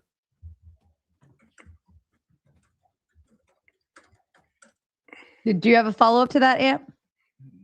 He doesn't remember 1% of what he just said. Ant's muted. Do you know your Ant? I don't think you know you're muted. It looks like you're trying to talk. I am a dummy. Well, we knew that, but you're our dummy, and that's why we love you. I kind of lost him at the end there. Something about America. That was from the Bible. Oh man. I mean, you didn't. Gauntlet. No, I'm sorry. I must have misheard you. I apologize. Yes, we can move on. Deuteronomy 28 and 68 prophesied about this transatlantic slave trade, us going into Egypt again. The word Egypt means bondage. So Egypt, the original people was named Mitzrayim or Matazarium. Egypt is the Greek word that they used to place on Egypt because it was our captivity.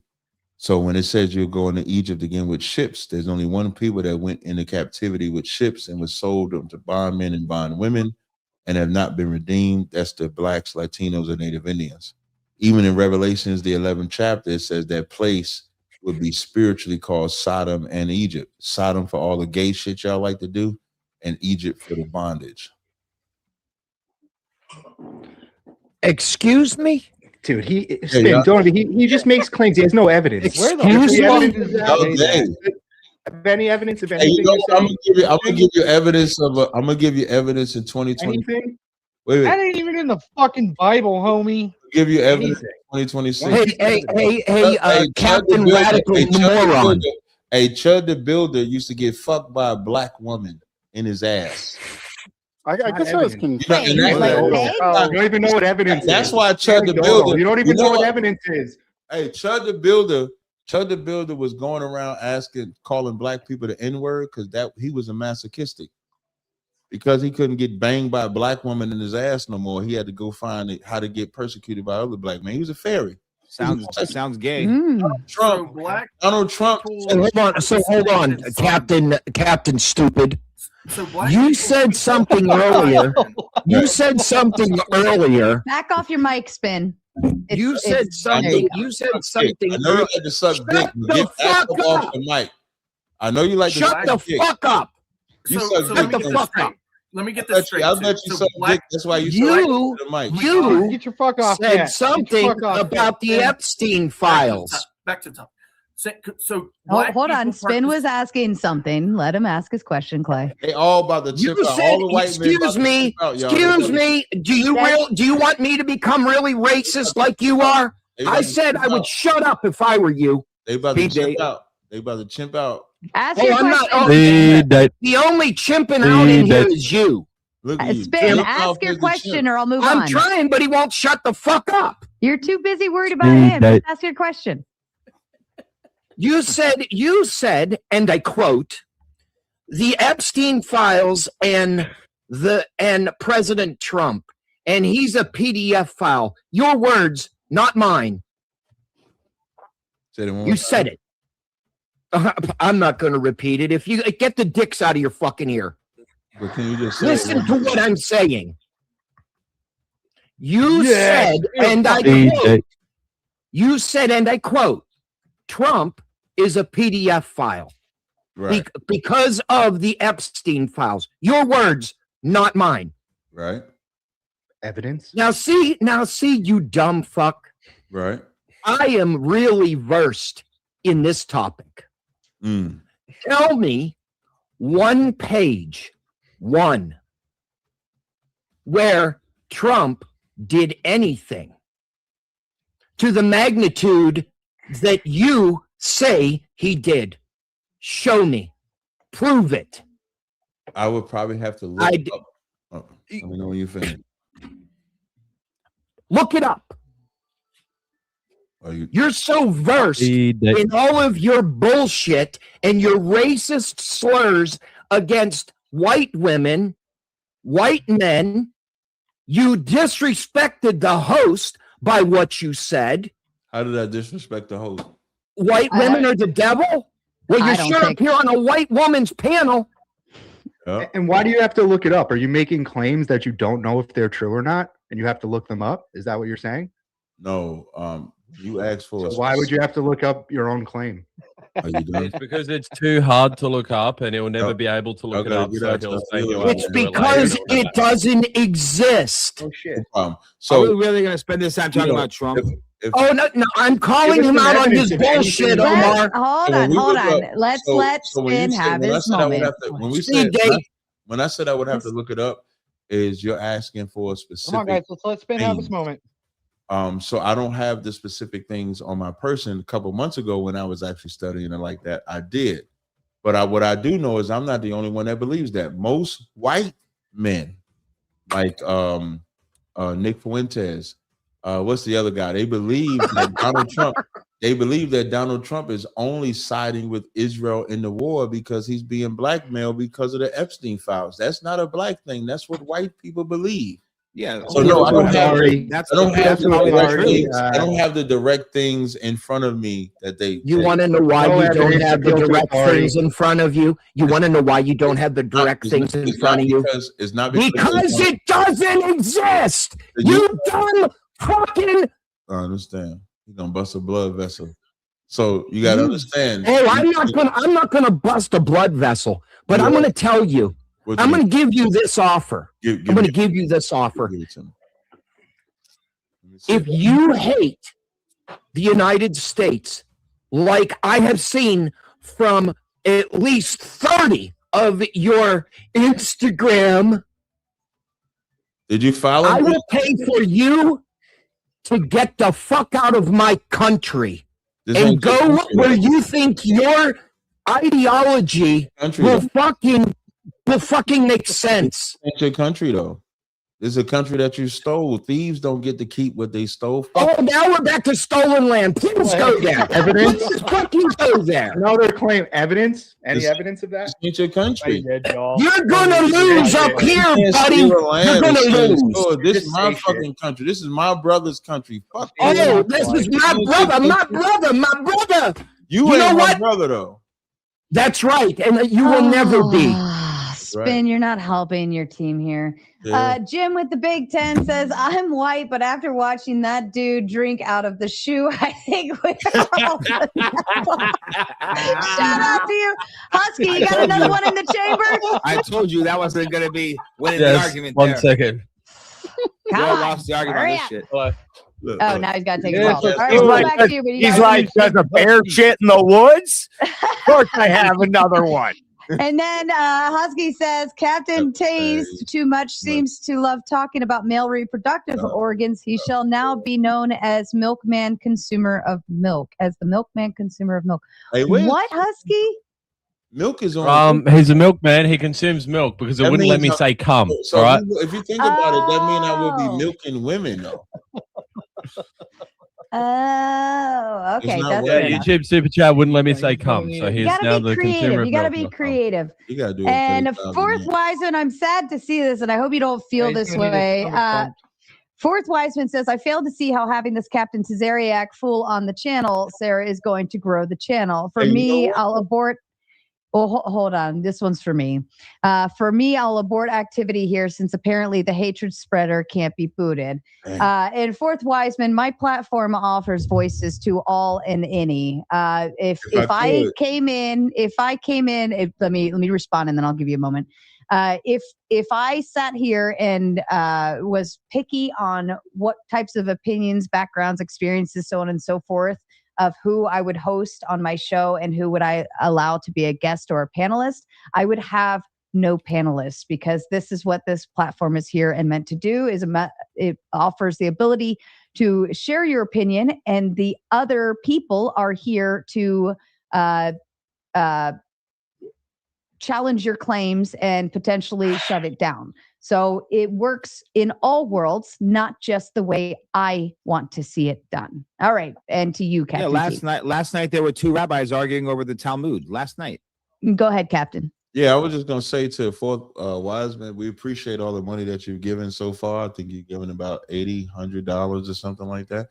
Get the fuck on. But I bet you'll be back watching Sarah, following Sarah, because that's what you do. You can't get offended. Content is content. That's what people fail to realize. when you're creating content, you can't have content of what they call an echo chamber. Echo chamber does not create content. You have to have someone that challenges your position, and then that's what creates the controversy. That's what makes people watch. Nobody paid attention. If the 8 of us or 9 of us on this panel just agreed, nobody would care. But when you have someone that can stir up the pot, that's what makes people watch. That's why it's called content. And I also consider it to be earning your place, not in your position, but the panelists and their claims that they want to make. You have to challenge it. Everybody has to be challenged in order to verify that what you're saying is in fact your understanding and what's correct. So I love you, Fourth Wiseman. I know you're a big contributor here on both channels, and I know we love you in the chat, and you offer a lot of great words of wisdom with your supers and in the chat as well. And I don't want to see you go, especially not on something that the channel and what it represents. Go ahead, Clay. Can I respond to it as well? Yeah. And because when I see what he's saying about hatred spreader, specifically those words, I kind of agree with him, right? Because you have stated multiple times that you hate people, certain people, right? Now you are claiming to be an Israelite. Israel was supposed to be that shining city on the hill for all nations to see, for all nations to emulate, for all nations to appreciate and be like. But when you do come up here and say, I hate certain people or I hate certain groups of people, what you are doing is you are perpetuating the hate. So I understand, and I actually completely empathize with that, because I've been hated.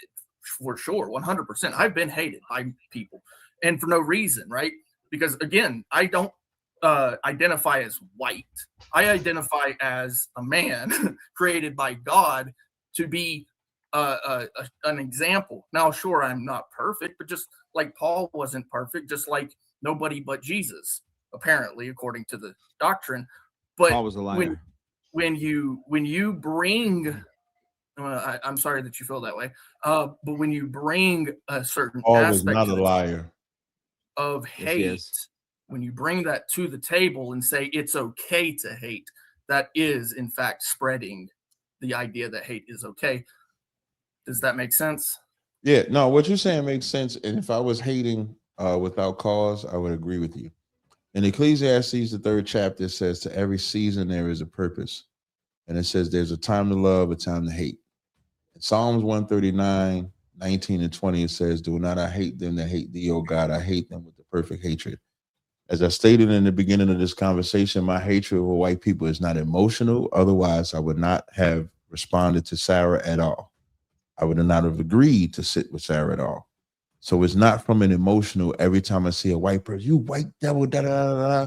We're speaking from what happens collectively to our people. We're speaking of the systematic oppression that happens to our people. And to tell me that I can't hate when I see white Democrats opposing black Democrats, white Democrats opposing white Democrats, liberals opposing this one, and they all hate each other. So they can hate each other. But as a black person, and they have their reason for hating each other, but a black person that has hatred now got to be told, I cannot hate. That lets me know how much devilish white people are, because you're telling me I have to love everything. I can't love everything. You know someone's love sometimes by what they hate. So if I hate, when I say I hate the white man, I hate his drugs, his abortion, the gay agenda, all of those things. But it doesn't make me not have a conversation. But I'll give y'all a story real fast if y'all can bear with me. I was working at this company, like I'm a certified wireless network administrator. That was my profession. I used to install Avaya phone systems, specifically the IP office. So I knew how to do networking, engineering, and everything. I'm working for this company, and they play my video at their company. So the president of the company is playing my video where I'm calling white men a devil, fake Jew, XYZ. I go into his office. Now, I pack my bag up because I'm thinking I'm about to get fired. I pack my bag up. I go into the office, and he says, you know, we watch your video, but you don't say none of those things here. I say, yeah, because it's not a reason for me to say those things here. And I kept that job. But then I did not lose that job. I kept it because they understood I'm speaking about a problem that affects black people. Just like a Democrat is speaking about a problem they feel affects the Democrats, the Republicans, the same thing, the liberals, the same thing. So if everybody is free to love and hate what they feel they can, black people have that same right to love and hate based on how they feel what's happening to them. It's just that simple. So Do you hate black gays? Hold on, before you go, Yeah, I hate need to respond gays. to him. Go I ahead, need Clay. to have to respond to this. Don't go off on him before I can have a chance to respond to what he is responding to. Why I say, and I'm going to go ahead and quote Jesus here. Okay. Oh shit. Matthew 5:43 and 44 says, "You have heard that it has been said, thou shalt love thy neighbor and hate thine enemy. But I say unto you, love your enemies, bless them that curse you, do good to them that hate you, and pray for them which despitefully use you and persecute." I apologize. I'm back. That portion right there is one of the heaviest handed slaps in the mouth for anyone who hates. Now, Jesus did not come to be a nice guy. He came with a sword, and those words right there, that's sharper than any two-edged sword. So you saying it's okay that you hate these people? It is not. This is not Jesus' commandments. Jesus commanded us to love our enemies, even if they literally put you into bondage. Well, did he ever say he hates white That's people? I don't crazy think I word. heard him say he hates So, white. so let me ask you something before I answer. Do you love Osama bin Laden? Yes. That's diabolical. So now I'm gonna answer the question. Now, He I was can't not believe- Damn, Cap, yo, clip that shit, Cap. You just got served. That's just Got diabolical. served, right baby. there. That So let American me answer. Christianity So right I'm gonna there. answer just biblically. When Christ says ye have heard before time, what he's quoting is Leviticus the 19th chapter, when he's talking about loving your neighbor, which is an Israelite loving an Israelite. And the reason why he has to say that is because the northern kingdom is not there. You may not know this history. So when Christ is on the scene, there's 9 tribes of Israel that broke up because we hated each other. So when he's saying that, the hatred that he's trying to break is the hatred between the northern kingdom and southern kingdom. He's not talking about loving white people, because Christ said, I am not sent but unto the lost sheep of the house of Israel. So with that one verse, he's not sent to white people, African people, Chinese people, Arab people, Palestinians. He ain't sent to none of them. He's only sent to the lost sheep of the house of Israel. What are they lost in? They're lost in their hatred for each other. They're lost in idolatry. They're lost in sexual lust. They lost in all of those things. So the neighbor that he's talking about is not white people. And you just said something that let me know you're the devil too, meaning you got to love even the person that enslaved you. That makes no sense. Why would it not make sense? It's not your choice. You're going to put a judgment on a man. Hold up, Cap. If he's the Messiah, wait 1 second. If Jesus, 1 second. Does the Bible say, "He that leadeth into captivity shall go into captivity"? Does the Bible? It's not your judgment to call. Does the Bible say that? Yes or no? Believe that God has judgment or you. Does the Bible say Is it that? your judgment or God's? I don't have to answer. I don't have Strong to. man. No problem. If you don't have Listen, to answer my question, listen to fine. me. And That's here's the right. problem. I'm not judging I a do person have by Jesus' not. words for If you a presented person keeps direct punching to me you, in the you face, refuse Jesus. if a person Look, keeps you if refuse a Jesus. person You don't keeps believe he's your punching me king. in the face, It's not I am me. One at a time. Say it. Jesus said it. Garland, listen, Jesus Jesus said it, never dude. said. Not Jesus You never refuse said. Jesus' words. Christ You're said. not a Christ believer. said to You are shake a thy false- shake hey, let him respond, dude. dust off thyself. You got to get He's out not your feelings. responding. I am He's not responding. No, I he's am not. responding. No, you're not. You Yes, I didn't am. respond to Jesus' words. You said You I'm came not with the gonna law. answer Can I your ask question. Captain T a question? Law. You said was I'm you not know gonna that, right? answer your question. That's Jesus what came you to said. fulfill the law. When I asked you, it says, "He that leadeth into There's hate captivity in your heart. shall go into captivity." In the Psalms 149, this is what it says. Let me read this since you're talking Bible. This is Psalms 149 and 5. It says, let the saints be, so 149:6. Let the high praise of God be in their mouth and a two-edged sword in their hand to execute vengeance upon the heathen and punishments upon the people, to bind their kings with chains and their nobles with fetters of iron, to execute upon them the judgment written. This honor have all the saints. And Psalms 137:9 is, happy shall he be that taketh thy little ones and dash them against the stones. Yeah, Did you say you're not a Christian? Aren't you not a Christian? No, I'm not a Christian. So why are you citing the Bible? Because I'm an Israelite. That's the Israelite. That's the Christian Bible, dude. That is not a Christian Bible. This guy, Did you sound?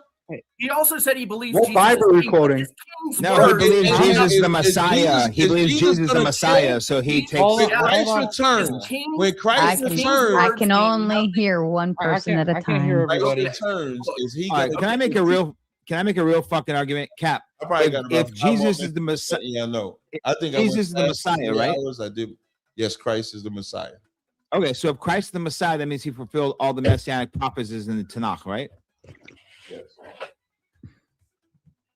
Yes. He would fulfill the so he would be a light upon the nations. Yes. He would fulfill Abraham's in Genesis the promises that he would be fulfilling the blessing on all the families and all the grounds of the earth. He would have fulfilled what? Say it again. In the promises in like Genesis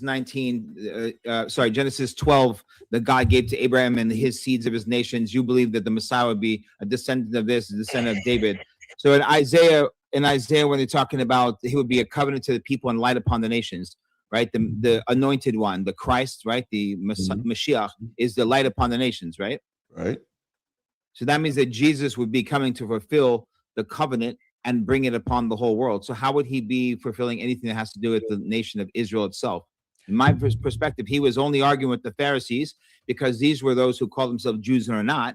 So he was putting them in check with their misinterpretations of biblical law, coming to fulfill the law and shine it upon the world, right? Isn't that what he did? We're supposed to do? So when do y'all believe that Israel was just one nation, right?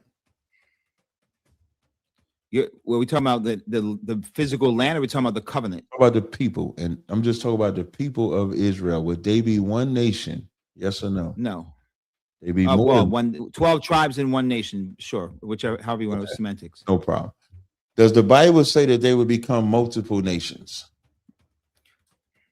The Bible's covenant with Abraham in 12:3 in Genesis. Let's talk about Israel. Does the Bible say that Israel would become multiple nations? No, the Bible gives Not Jacob true. the covenant of Israel. This is Genesis 35:11. Genesis 35:10. And God said unto him, thy name is Jacob, thy name shall not be called any more Jacob, but Israel shall be thy name. I just mentioned that. Right. This is his name. Sorry. Go ahead. This is verse 11. And God said unto him, I am God Almighty, be fruitful and multiply. A nation, singular, and a company of nations, plural, shall be of thee. So God just said that Israel, even though it's one nation, will become a multitude of nations, because Genesis is the beginning. That's what Genesis means, better sheaf. It means the beginning. So it's prophetically of what Israel would become in the latter days. So in the latter days, Israel will be scattered amongst the nations. So we're not just in one location. So when it says no, that wasn't what I said. That's not what I said. I'm coming right to what you said. You said a light to the nations. Ain't that what you said?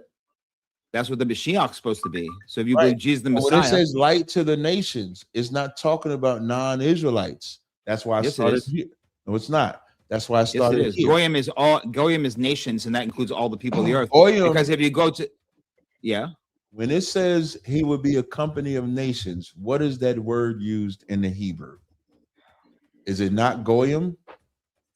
That's what the word means. I have a question for Right, Captain so T. No, hold on. In So- Genesis 12, forget about that. In Genesis 12:3, when El Shaddai is promising Abraham, Avram to Abraham, in 12:3, he says, I will bless those who bless you and curse those who curse you. And now, from now on, your name will no longer be Avram, it's Abraham, and you will be the father of nations, and I will bless But those what's nations. the only? So now, again, we're not talking Those, about. hold on, just to clarify, those nations of what you're talking about with Jacob becoming Israel, then his 12 tribes, his 12 sons, right? Which is nations, as you're saying. What I'm talking about, the Tanakh later with the Messiah coming, Jesus was supposed to be light upon the nations of the world, fulfilling the prophecies in Genesis for the whole earth, that the whole earth in Isaiah and Genesis about the whole earth will know the name of Yahweh and cover the one God. So That's what I I'm want to saying. highlight real fast is that now he said, I don't want to talk about what you talk about. We're going to talk about what he want to talk about. So I'm going to talk about what he want to talk about. But never that Jacob became a multitude of nations.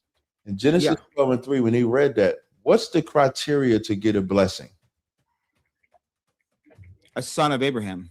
No. How do you record? Yes. How do you Genesis reconcile 12:3. all nations being Israel According to with Genesis white people and the devil? 12:3, it says, this kind of proves the hatred. I will bless them that bless thee. I will curse them that curse thee. So in order for them to get a blessing, what do they have to do? Why are you cursing white people? God, except the God of Abraham. That's not what the verse says. I'm Okay, gonna read the verse. I'm gonna read. No, don't do that. Okay, go ahead, This because I know what you're trying to claim. This is how I whoop your ass too. It ain't gonna This is happen. your Go ahead. words. I'm whooping your ass right now. In Genesis It's not 12:3, even it close. says, I will bless them that bless thee, I will curse them that curse thee. What's the only way they get a blessing? Grace. So why are you cursing white? What is the only way Abraham to bless? by blessing the God of Abraham through his seeds It and doesn't future say nations. by blessing the God of It is, Abraham. it's a prophecy. In order for them to get a blessing, they have to bless. What I think Israel. is ironic. But if Hold they on, stop it. I curse can't hear him. Israel, they get No, bro, that's like my a point. You've been pregnant nun. colonized by the white Bible. So Hold have on, they Cap. blessed Israel? No, it's not Israel. You've been colonized by that white Bible, brother. No, Sir, hold up. It does I not say think that they in need Hebrew. a speed date, It doesn't please. say that in Hebrew. You have been Speed colonized date, by the please. Zionist Bible. Genesis 12:3 in Hebrew does not say Israel.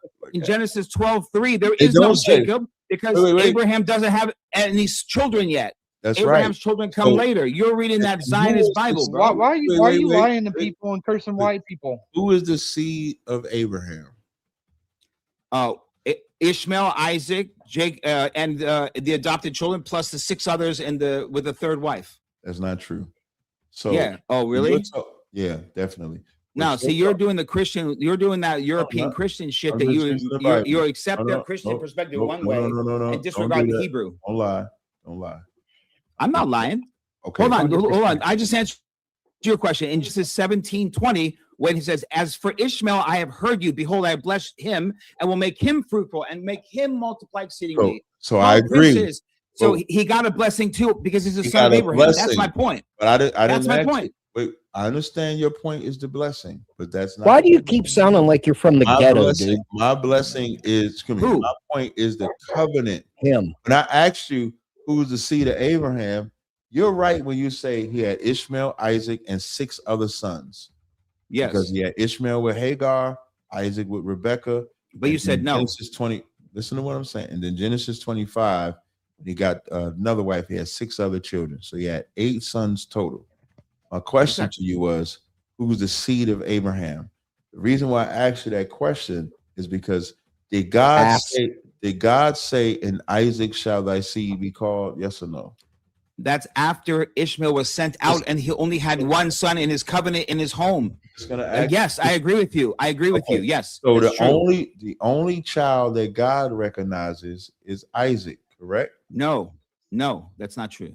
That's where you and I differ. When last time we did our thing, we never really dove into. We should do a whole thing on. No, it's not because that would disregard Genesis 17:20.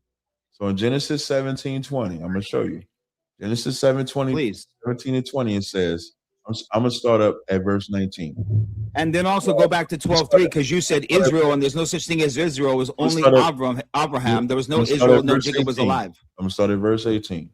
And Abraham said unto God, "Oh, that Ishmael might live before thee." He's saying that because of the blessing that the covenant that he made with Abraham and Sarah. And in verse 19, and God said, Sarah, thy wife, shall bear thee a son indeed, and thou shalt call his name Isaac. And I will establish my covenant with him for an everlasting covenant and with his seed after him. So now this verse, you're correct. Israel does not exist at this moment. But God said, I'm going to make my covenant with Isaac and his seed after him. Verse 20, and as for Ishmael, I have heard thee. Behold, I have blessed him and will make him fruitful and multiply him exceedingly. 12 princes shall he beget, and I will make him a great nation. So now he gives Ishmael a blessing. Verse 21, but he extends the blessing that God gave to Abraham. Abraham continues with all of his sons. That's my point. Man, just let me finish. Because I'm agreeing with you that Ishmael got a blessing, but I'm not arguing. I got a question. I'm not arguing the blessing. I'm not arguing the blessing. Verse 21, but my covenant will I establish with Isaac. When we talk about the covenant, we're not talking about a blessing. God can bless whoever he wants, but the covenant he only gave to Isaac. So then why are you cursing white people, bro? Okay. I think this is where I understand what you're saying now. So let me clarify, just make sure. What you're talking about is the distinct first covenant or first house that was given to Isaac and to Jacob's line, right? That's what you're describing. What I'm talking about specifically is the fact that El Shaddai blesses Abram to Abraham and all his seeds for an everlasting covenant through this one man. And the blessing that Abraham then blesses each of his sons continues as well. But you can't disregard you can't disregard God's will to give this man Abraham that blessing. You're describing a covenant. That can be a separate argument, sure. Yeah, I don't disregard the blessing that Ishmael got, but I'm only talking about the covenant. So when Christ comes, he's affirming the covenant. Even if, so when I read, for example, when you read Hebrews 9 and 15, Hebrews 9 and 15 says he is the mediator of the New Testament for the redemption of those that was under the first testament. So even in that verse is telling you he's only here for those that was under the first testament. And the only people under the first testament are the children of Israel. I understand where you're going with that. Yeah, here's the thing though. Hebrews was written by Paul. One last sentence. Hebrews was written by Paul, and I don't accept Paul. But we should have a hold on. Sarah has something to say, guys. I got this. I got this. Cap is rolling. I think I gave you almost 4 hours. Captain, pick 2 people on the screen that you would like to see get booted backstage. Doesn't matter who. Nobody's gonna take offense. Oh, angry American. Get his ass the fuck up out of here. And Andrew, get his ass the fuck up out of here. Right. And good timing because we brought Salty Santa up, and I just want to point this one out. Ben, I think this came over on your side. It says, not going to hang around, Benjamin, not with this fool's rhetoric airing. Catch you later. Any thoughts, Ben? Love you, brother. Always so sweet. But Sarah, I do gotta roll though, because I gotta get up. I do got things I gotta do. I did almost 4 hours with you guys. I'd like to ask you hold on, Toasty. He's talking. Toasty, you blew it. But Sarah, we got to do a part 2. This was fucking fire. Yeah, we could do. You had some more prompts available that I thought were pretty fun, so we could definitely do another. And round. I didn't know that I was on the biblical side like that. So yeah, no, they're not. It's only me here right now. But look, Cap, you got to do a proper debate because she moderates the shit out of it proper. That's what I'm saying. Like a debate. Yeah, this is wild shit though. No, this is wild. What I'm saying is, if y'all do something more structured, if there's a topic, if you got an opponent, just hit me up. But I definitely appreciate you having me on, Sarah. Appreciate the panel. Clay, you started the chimp out towards the end and shit, but you was good in the beginning. You was a little crazy. Clay's good. Yeah, Clay's all right. But I appreciate y'all having me on, man, and I'll gladly come back. Love you too, bro. I don't know about that. Thank you, Captain. Had a good time. Noah, right? Captain, all right, before you leave, Captain, before you leave, can we have some discourse real quick? No, you can't. Before you leave. Nope. I said, nah, you can't have shit. Get your ass out of here, man. We ain't having shit, man. Stop crying. Listen, man. Y'all got some good content for Friday evening. Listen, man, they be thinking they ready, and they just don't be ready. Look at my camera. I see my camera. It follows me everywhere I go. Everywhere I go. I went up. Oh, ain't gonna go that low. Hey, I appreciate y'all rocking with me, man. Are you not entertained? I think y'all was entertained. So this means I ain't got to do a Car Chronicles tomorrow, right? Let me see. Does this mean I do not have to do a Car Chronicles tomorrow? Let me see what y'all say. No Car Chronicles. No Car Chronicles. Let me see. Let me look at the super chats here. We're the brother that gave 50 earlier, but I don't see calling in the night. But the thing is always shout out to Trey Money. Shout out to Zerad with the $20 super chat. Shout out to UPK. Yasai, white people being shocked when they talk to a free man like Cap. Damn right. Shout out to let me get, come on, pop up on it. Hold up. Shout out to you. Oh, I did that one already. Shout out to Shalom Elohim, Mickey Mouse. Shout out to Mickey Mouse. Cap, let them know what people causing havoc in the world with those bombs. Amazing show, by the way. This is amazing. Who are the Israelites? Shout out to Greg, MIA Adam. It's a system we built anyway.